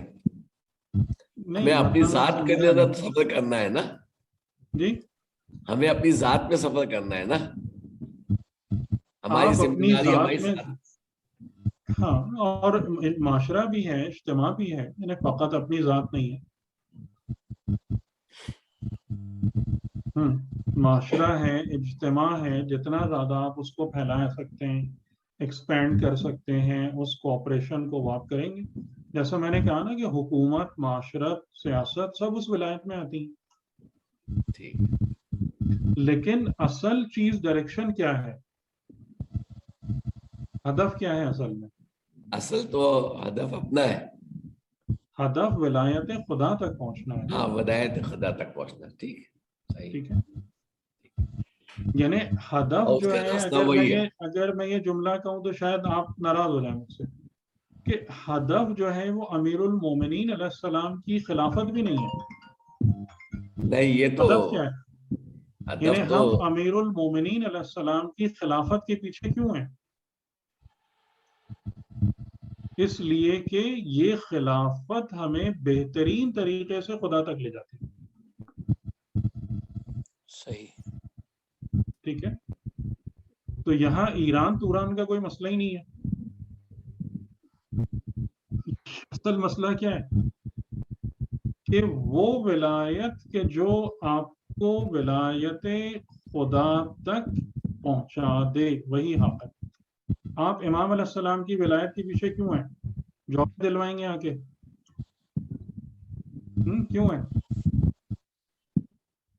آج کل شیعوں کو کوئی جابز نہیں دیتا, کاروبار اچھے نہیں چل رہے ہیں, امام یہ سب کام کریں گے؟ جی بتائیں. نہیں, امام تو یہ سب کام نہیں کریں گے, امام تو یہ سب کام نہیں کریں گے, کیونکہ وہ پہلی لیکن والی بات. آپ ویسے پوچھ کے دیکھیے گا, بہت سارے لوگ اس کی قسم کے انتظار میں ہیں. کیونکہ زندگی اگر بہت اچھی ہو جائے گی, شیعوں کے لیے یہ پرابلمز وہ پرابلمز سب ختم ہو جائیں گی, ہم کھل کے مجلس ماتم کریں گے. اب کھل کے مجلس ماتم کرنے والی بات تو خیر الگ ہے, لیکن جو ہے وہ اگر یہ بات ہے تو امام کے جو ان کے دور کے لوگ تھے, ان کے حالات زندگی دیکھ لے تو وہ تو اتنے اچھے نہیں تھے. تو مطلب اس میں کافی آپ صحیح نتیجے پر اسی وقت پہنچیں گے کہ جب آپ چیزوں کو بہت دیانتدارانہ انداز سے غور کریں گے. بس میرے کہنے کا مطلب یہی ہے. اور دوسری بات جو ہے نا, وہ فائنل بات وہ یہ کہ اس بارے میں حتمی رائے دینا کسی کے بھی بس کی بات نہیں,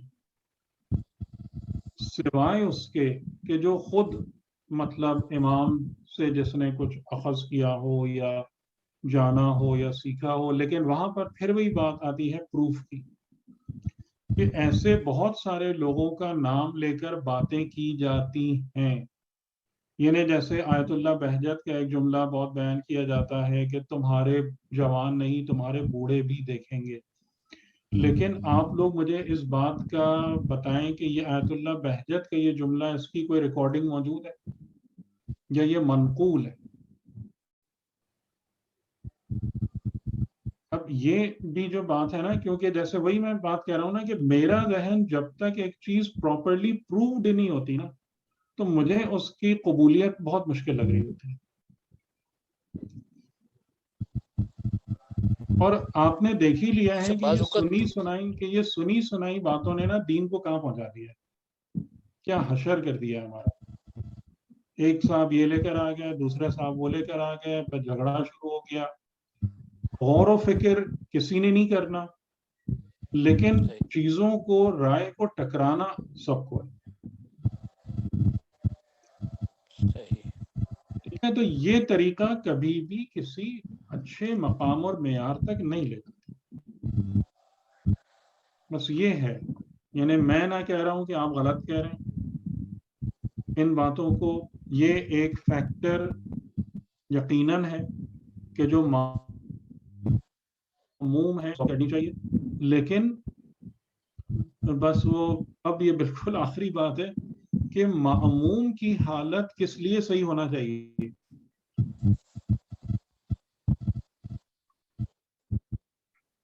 جو معموم ہے یعنی فالوور ہے, اس کی حالت کیوں صحیح ہونا چاہیے بتائیں؟ کہ وہ صحیح فالو کرے, تاکہ وہ امام کا صحیح استقبال کر سکے. اب تو یہ ہم اپنے لیے کر رہے ہیں, امام کے لیے کر رہے ہیں؟ امام کے لیے, اپنے لیے کر رہے ہیں, امام کے لیے کر رہے ہیں؟ اپنے لیے کر رہے ہیں, ہم اپنے لیے کر رہے ہیں, اپنے لیے کر رہے ہیں. یہی تو بات میں کہہ رہا ہوں کہ امام بھائی آپ اپنی ذمہ داری پوری کیجئے. آپ کو جو چیز مانگی گئی ہے وہ یہ نہیں مانگا گیا ہے کہ آپ امام کے کام لے کے بیٹھ جائیں گے, جی امام کے میں یہ کرنا ہے. وہ خود اپنے کام جانتے ہیں. ایون آپ جب کہہ رہے ہیں نا کہ ہمیں اچھا ہونا چاہیے, نفس پاکیزہ ہونا چاہیے, نیک اور بہتر ہونا چاہیے, تو یہ بھی اپنے لیے, تاکہ ہم بری حالت میں امام کو فیس نہ کریں. صحیح. اب یہ آپ فیصلہ کریں کہ یہ زیادہ پراپر ریزن ہے اپنی حالت صحیح کرنے کا, یا یہ زیادہ پراپر ریزن ہے کہ ہم اپنے نفس کی حالت صحیح کریں گے تو امام اس انتظار میں بیٹھے ہوئے اور وہ پھر ظہور کریں گے. کون سا ریزن زیادہ پراپر ہے, اب یہ آپ فیصلہ کریں. ہم اپنے آپ کو بہتر بنائیں, اپنی ذمہ داری کو پورا کریں کہ انشاءاللہ جب امام وقت تشریف لے کر آئے تاکہ امام سے اچھی حالت میں ملاقات کریں. ٹھیک, چلیے فی امان اللہ, خدا حافظ. Thank you so much sir, thank you. بہت شکریہ.